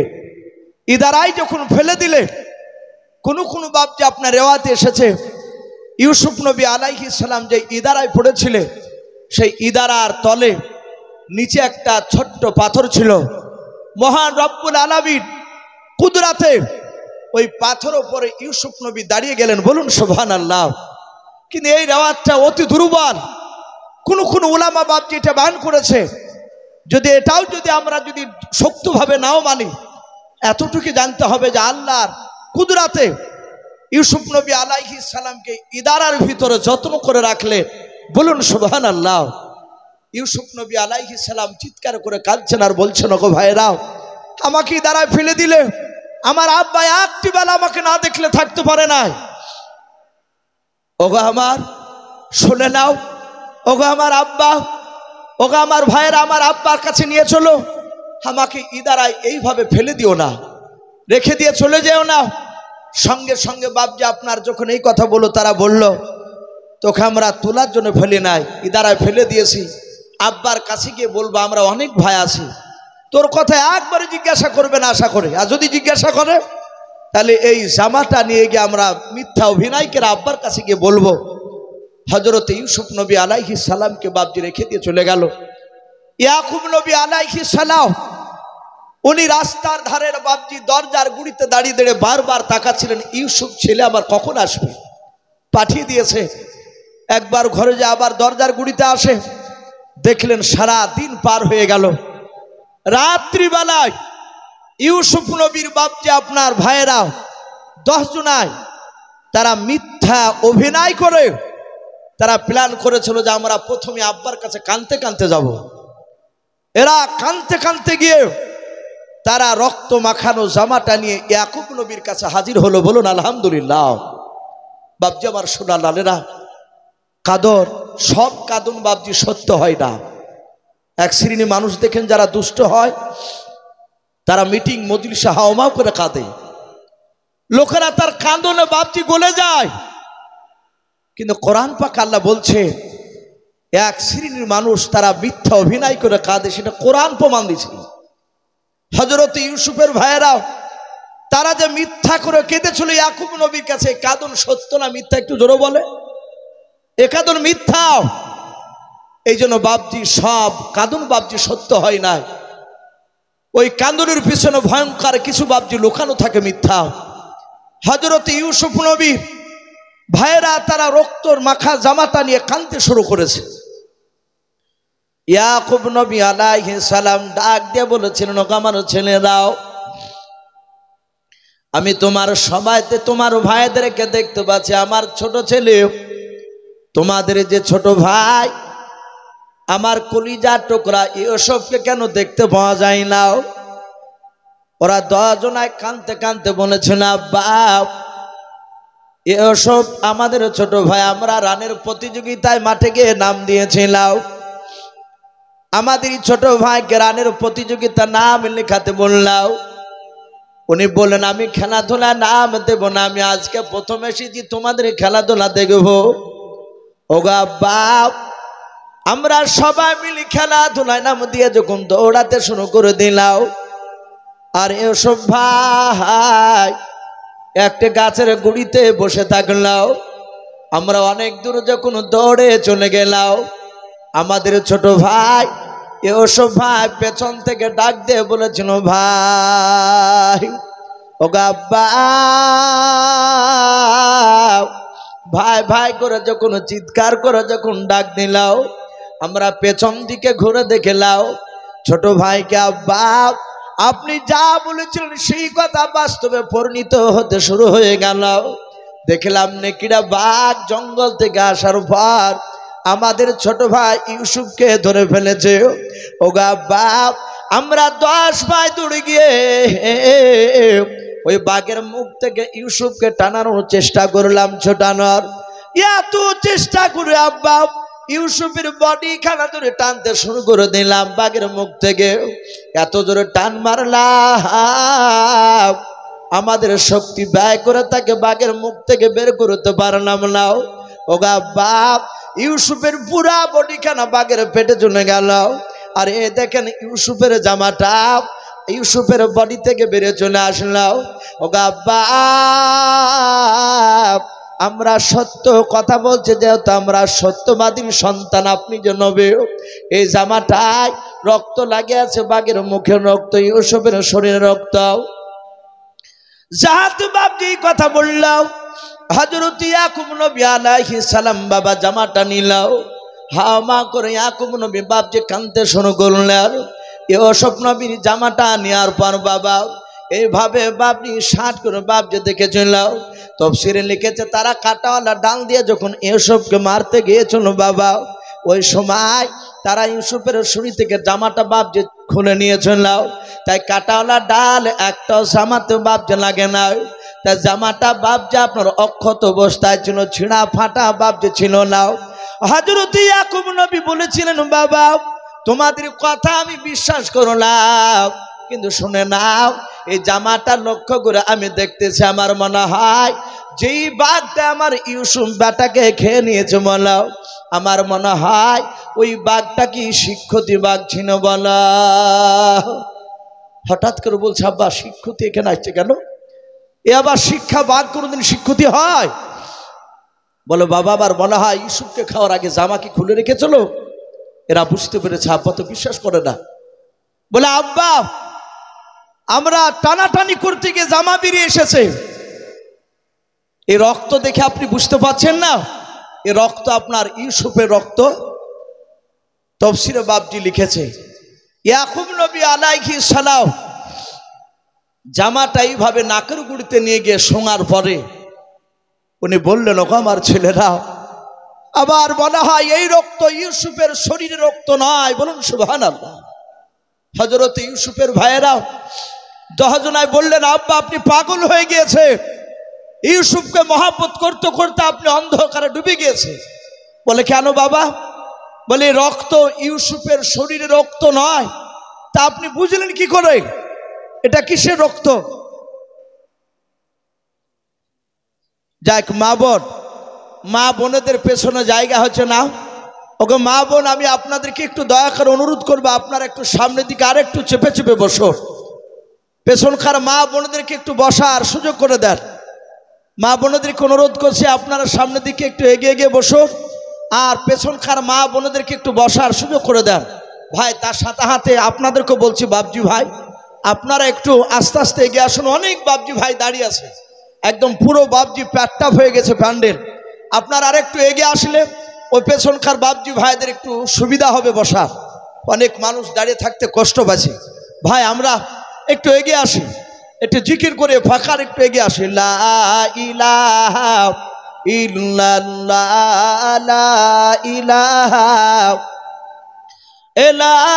ইলাহা ইল্লাল্লাহ, মুহাম্মাদুর রাসূলুল্লাহ সাল্লাল্লাহু তাআলা আলাইহি ওয়াসাল্লাম। হযরত ইউসুফের আব্বা ডাক দিয়ে বলেছিল, ওগো আমার ছেলেরা, এ রক্ত ইউসুফের না, তা কেমন করে বুঝলাম তোমরা জানো না? বলে না। তাহলে জানো কি করে আমি বুঝতে পারলাম? মুফাসসিরিনে কেরাম লিখেছে, হযরত ইয়াকুব নবী বলছেন, বাবা আমার ইউসুফের তখন বয়স ছিল মাত্র 4 বছর। বলুন আলহামদুলিল্লাহ। ক বছর বললাম? 4 বছর। ওগো আমার ছেলেরা শুনে নাও, ওই 4 বছর বয়সে ইউসুফের আঙুল কেটে গিয়েছিল। আঙুল কাটার পরে ইউসুফ নবী আঙুল কাটা হাতটাকে নিয়ে এভাবে আঙুলটাকে চেপে ধরে কাঁদতে কাঁদতে এসে বলেছিল, আব্বা আমার এই আঙুলটা কেটে গিয়েছে। আমাদের দেখবেন বাচ্চা ছেলে বাপজি রাস্তায় খেলাধুলা করতে গিয়ে দৌড়তে গিয়ে যদি পড়ে যায়, উঝুট লেগে যদি পড়ে যায়, ও ডান দিকে বাম দিকে সামনে পেছন দিকে তাকে দেখে কোনো লোক দেখতে পায় কিনা। যদি দেখতে না পায় এক ফুটা চোখ দিয়ে পানি ঝরাবে না, আওয়াজও করবে না, চট করে উঠে সোজা হাঁটতে শুরু করবে, নাহলে আবার দৌড়ে যাবে। আর যদি মানুষকে দেখে নেয় তখন দেখবেন ও কাঁদতে শুরু করবে, আর ও দাঁড়া আপনার সেখানে চুপচাপ থাকবে না। যদি মানুষেরা যতক্ষণ পর্যন্ত না বলবে এই বাবা কাঁদিস না, লাগেনি, ভালো হয়ে যাবে, বলেন এরকম অনেক সময়। হযরত ইউসুফের আঙুলটা কেটে গিয়েছে। ইউসুফ নবী কাঁদতে কাঁদতে গিয়ে বলেন, আব্বা আমার এই আঙুলটা কেটে গিয়েছে। ইয়াকুব নবী বলেছিলেন, ওগো আমার ছেলেরাও শুনে নাও, ওই 4 বছর বয়সে আমার ইউসুফের আঙুল কাটা জায়গাটা নিয়েও আমি মুখের গুড়ি নিয়ে গিয়ে ফু দিয়ে বলেছিলাম, বাবা ভালো হয়ে যাবে, তুমি কেঁদো নাও। ও আমার ছেলেরা শুনে নাও, ওই সময় যখন আমি ফু দিতে গিয়েছিলাম ইউসুফের কাটা জায়গা আঙুলটাই, আর ওই সময় আমি ইউসুফের রক্ত থেকে আমি নাকে ঘ্রাণ পেয়েছিলাম, মুশকে আম্বার নাই রক্ত থেকে বেরিয়েছিল। জোরে বলুন সুবহানাল্লাহ। ওগো আমার ছেলেরা, রক্ত যদি ইউসুফের যদি শরীরের রক্ত হতো রে বাবা, ওই সেদিনকার মতো রক্তে যা আমি খুশবু পেয়েছিলাম ওই রকম খুশবু আজও আমি পেতাম। জোরে বলুন সুবহানাল্লাহ। এই ছেলেরা, তা আমার সন্দেহ হচ্ছে এই রক্ত ইউসুফের শরীরে নয়। ইয়াকুব নবী হাওয়া করে কাঁদছে আর বলে, বাবা তোদের অনুরোধ করে বলি বল, আবার ইউসুফকে কোথায় লুকিয়ে রেখে এসেছি। ও আবার ছেলেরাও তোমরা ভালোই জানো যে আমি ইউসুফকে একটি বেলা চোখের আড়াল করে আমি কোথাও রাখতে পারি না। ইউসুফের ভাইয়েরা কঠোর দিল শক্ত করে তারা বলল, আব্বা আমরা সত্যবাদী, আমরা সত্যিকারী কথা বলছি, মিথ্যা বলি নাই। ইয়াকুব নবী আলাইহিস সালাম দেখলেন সবুর করা ছাড়া কোনো রাস্তা নাই। আর আল্লাহ অনেক জায়গায় বলেছেন, ইন্নাল্লাহা মা'আস সাবিরিন, আমি ধৈর্যধারীদেরকে সবুরকারীদেরকে আমি ভালোবাসি। বলুন আলহামদুলিল্লাহ। সম্মানিত ভাইরা আমার, বাবা জীবনেরা, যত ইমানদার হবেন রাগ করবেন না, যত আল্লাহকে ডাকবেন বেশি তত তার বিপদ কম না বেশি? একটু জোরে বলেন ভাই। তত বেশি ইমানদারকে আল্লাহ বলছেন আমি তাদের পরীক্ষা নেই। আপনারা হয়তো অনেকে শুনেছেন রসুলের জামানায় একজন সাহাবা বিয়ে করেছে, এক নাই দুই নাই, 12 বছর ধরে বাপজি সংসার করছেন তার স্ত্রীকে নিয়ে। এই 12 বছরের মধ্যে চুল পরিমাণ স্বামী স্ত্রীর মধ্যে বাপজি কখনো ঝগড়া হয় নাই, ঝামেলা হয় নাই। স্ত্রীতে স্বামীকে ভালোবাসে, স্বামীতে স্ত্রীকে মহব্বত করে, হ্যাঁ তো সুখের সংসার। হঠাৎ করে বাপজি সে সাহাবার স্ত্রী তার স্বামীকে বলছেন, সাহাবাকে, ওগো প্রাণের স্বামী একটা কথা বলবো। বলে কি কথা? আপনি কি আমার ব্যবহারে আঘাত পেয়েছে? স্বামীতে বলছে, না বিবি। বলে আমি তোমার ব্যবহারে আঘাত পাই নাই। স্ত্রীকে ডাক দিয়ে স্বামীতে বলছে, ওগো বিবি আমারও কি ব্যবহারে তুমি আঘাত পেয়েছো? তার দিনদার বিবি বললে, না আমি পাই নাই। স্বামীতে বলছে, বিবি বলো কি বলবা বলো। ডাক দিয়ে বলছেন, আমি যা চাইবো আপনি কি দিবেন? আমি একটা কথা বলবো, বলেন আপনি শুনবেন কিনা? বললেন, তুমি যা বলবে আমি তাই শুনবো। সাথে হাতে বাপজি বলল যে আপনি আমাকে 3 তালাক দিয়ে দেন, আমি আপনার সাথে সংসার করতে চাই নাই। সাহাবা অবাক হয়ে গেলে, যার সাথে কোনো ঝামেলা নাই, আমার বিবি আমাকে ভালোবাসে, আমি তাকে ভালোবাসি, আর হঠাৎ করে বাপজি তালাক কেন চাইল? তার স্বামী বলল, ওগো বিবি আমি তোমাকে তালাক দেব, কিন্তু এখানে নয়, আমি রাসূলুল্লাহর দরবারে গিয়ে আমি তোমাকে 3 তালাক দেব। বিবি তো বলল, তাই চলো আমি তাই নিব। রাস্তা দিয়ে বাপজি যেতে যেতে যেতে যেতে রাসূলুল্লাহর দরবারে যাওয়ার আগেই হঠাৎ করে বাপজি দেখলেন সাহাবার পায়ে বাপজি উঁচু মাটি কিংবা পাথরে উঝুট লেগে বাপজি একটা আঙুল ফেটে গিয়েছে, ফেটে রক্ত বেড়ে গেছে, যাহাতে লেগে গিয়েছে। আর অমনি বলেন, ইন্না লিল্লাহ। কি বলতে হয় না? ইন্না লিল্লাহ। আমরা পড়ে গেলে অজুট হাত থেকে পড়ে গেলে ও যা ও মা বলি না অনেকে, অথচ অনেক নামাজি অথচ এই কথা বেরিয়ে পড়ে। এটা বলবেন না। পড়ে গেলে, কারেন্ট অফ হয়ে গেলে, বিপদ হলে অমনি সাথে হাতে পড়বেন ইন্না লিল্লাহ। শুধু মৃত্যুতেই পড়তে হয় তা নয়, জাহাতে সাহাবা ইন্না লিল্লাহ পড়লে, সাথে হাতে বাপজি বসে পড়লে, ওনার দিনদারিনী বিবি যে তালাক নিতে যাচ্ছিলেন, উনি সাথে হাতে বাপজি কাপড়ের এক চোলকে বাপজি ছিঁড়ে আঙুলে বেঁধে দিলেন। বেঁধে দেওয়ার পরে বলছেন, আরে বিবি আমি একাই হাঁটতে পারবো না, তোমার কাঁধটা আমাকে দাও, তোমার কাঁধে আমি ভর দিয়ে একটু হাঁটে রাসূলুল্লাহর দরবারে যাব। তুমি তো তালাক চেয়েছো। জাহাতে বাপজি কাঁধে বাপজি আপনার হাত দিলে দিয়ে রাসূলুল্লাহর দিকে না গিয়ে ওনার বিবি সোজা বাড়ির দিকে রওনা নিয়েছেন। বলুন আলহামদুলিল্লাহ। সাহাবা বলছেন, বিবি রাসূলের দরবারে চলো, তুমি যে তালাক চেয়েছো আমি ওখানেই তোমাকে 3 তালাক দিব।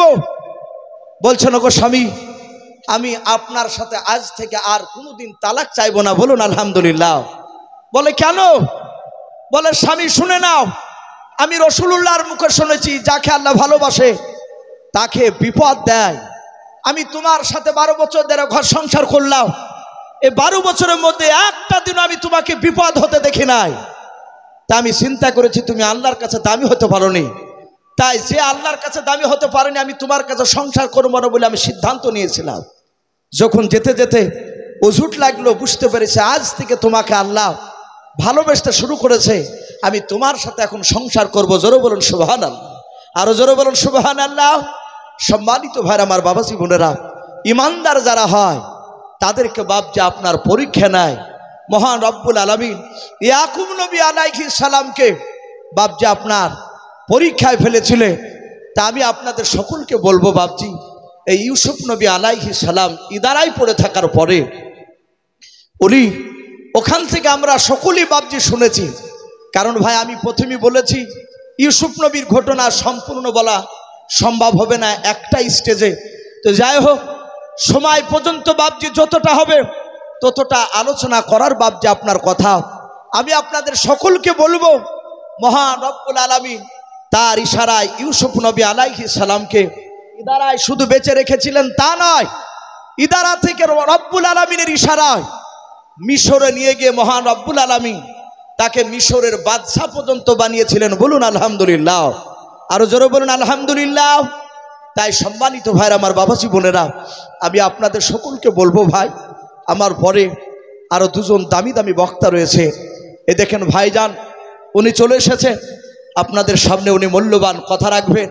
আমি প্রতিটা বাপজি ভাইদেরকে বলবো, মা বোনদেরকে বলবো, ভাই এই এলাকার মানুষ যারা আপনারা এখানে আছেন, আশা করি এ যতগুলো মানুষ আছে আশা করি হয়তো 2-4টা লোক বাদ দিয়ে আশা করি প্রায় মানুষ বাপজি আমাকে চিনে। এক বাক্যে ইউসুফ বললে প্রায় মানুষও চিনে। আপনারা আমাকে ভালোবাসে। আমি দেখেছি একই গ্রামে 8 বার 9 বার করে নিয়ে যায় মানুষ। বাপজি কিছু মানুষের যখন মহব্বত হয়ে যায় শুধু ওয়াজটাই দেখে না, সামনে এসে বাপজি বসলি মানুষের জান জুড়ে যায়। এ দেখেন আপনাদের এলাকায় জালসাই এ আব্বা জানে বাসার সাহেব আপনাদের এলাকার যে বাপজি রত্ন, ওনাকে জালসাতে বাপজি কিছু কিছু জালসা যদি দেখতে না পাওয়া যায় তো মনটা ভালো লাগে না। থাকলে মানায় যে হ্যাঁ সব জায়গায় দেখতে পাওয়া যায়। মানুষের মহব্বতটা সবচেয়ে বড় জিনিস। তো যাই হোক ভাই, আমি আপনাদের জন্য দোয়া করব, আপনারা আমার জন্য দোয়া করবেন। আল্লাহ রব্বুল আলামিন আপনাদেরকে এবং তার সাথে হাতে হতভাগা মহান রব্বুল আলামিন এর আমি গুনাহগার বান্দা, আমাকেও জানো এ সকলকে যেন মহান রব্বুল আলামিন ইন্তেকাল পর্যন্ত, মৃত্যু পর্যন্ত আল্লাহর সঠিক রাস্তায় যেন আমাদেরকে যেন রব্বুল আলামিন চালিয়ে নেন। বলুন আল্লাহুম্মা আমিন। এবং আপনাদেরকে এবং তার সাথে হাতে আমাকেও মৌতের সময় আমাদের যেন কলেমা পড়তে পড়তে যেন মৌত হয়। বলুন আল্লাহুম্মা আমিন।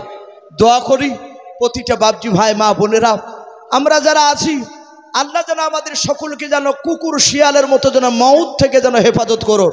বলুন আল্লাহুম্মা আমিন, আল্লাহুম্মা আমিন। তো ভাই যাই হোক, আর লম্বা চড়া করবো না, বক্তা সাহেব চলে এসেছে, বক্তা বসে রেখে কথা বলে এটাও বাপজি বেয়াদবি। আমি প্রতিটা বাপজি ভাইদেরকে মা বোনদেরকে শেষ কথা বলবো, আমরা যাই শুনি না কেন এই বক্তব্য শোনার সারমর্ম শেষ বাপজি একটাই উদ্দেশ্য, সেটা হচ্ছে নামাজ পড়া 5 ওয়াক্ত। আমরা সকলেই 5 ওয়াক্ত নামাজ পড়বো। বলুন ইনশাআল্লাহ। একটু হাত উঁচু করে বলুন ইনশাআল্লাহ। আল্লাহ কবুল করুন। বলুন আল্লাহুম্মা আমিন। যাদের বাপ মা বেঁচে আছো ভাই একটু হাতে পায়ে ধরে বলবো ভাই যাদের বাপ মা মরে গিয়েছে তাদের রহমতের দরজা বন্ধ, যাদের বাপ মা বেঁচে আছে তারা বাপজি চরম ভাগ্যবান। বলবো তাদেরকে বাপ মার খিদমত করবে, অন্যায়কের কথা বলে ক্ষমা চাইবে। অনেক সন্তান আছে বাপের পাহা দিয়ে চলে যায়, কথা বলে না, আঁকড়াই না। যদি বলা হয় যে ভাই তোর বাপকে কথা বলিস, বলে 4 বছর থেকে কথা বলি নাই, একটা প্রেস্টিজের ব্যাপার, ও কথা বলতে আমি পারবো না। বাপের কাছে প্রেস্টিজ নয়, ক্ষমা চাইবে, না হলে মৃত্যুর পর কবরটা জাহান্নামের গর্ত হয়ে যাবে। তার সকলকে বলবো বাপ মার খিদমত করবেন। আর যাদের বাপ মা মারা গিয়েছে অনুরোধ করবো মাঝে মাঝে বাপ মার কবর গিয়ে বাপজি একটু দোয়া করবে। আল্লাহ রাব্বুল আলামিন আমাদের সকলকে যেন কোরআন এবং সুন্নাত মাফিক আমল করা তৌফিক দান করুন। বলুন আল্লাহুম্মা আমিন, আল্লাহুম্মা আমিন। এ বলে আমার বক্তব্য শেষ করলাম। ওয়া আখিরি দাওয়ানা আনিল হামদুলিল্লাহি রাব্বিল আলামিন। আসসালামু আলাইকুম ওয়া রাহমাতুল্লাহি ওয়া বারাকাতুহু।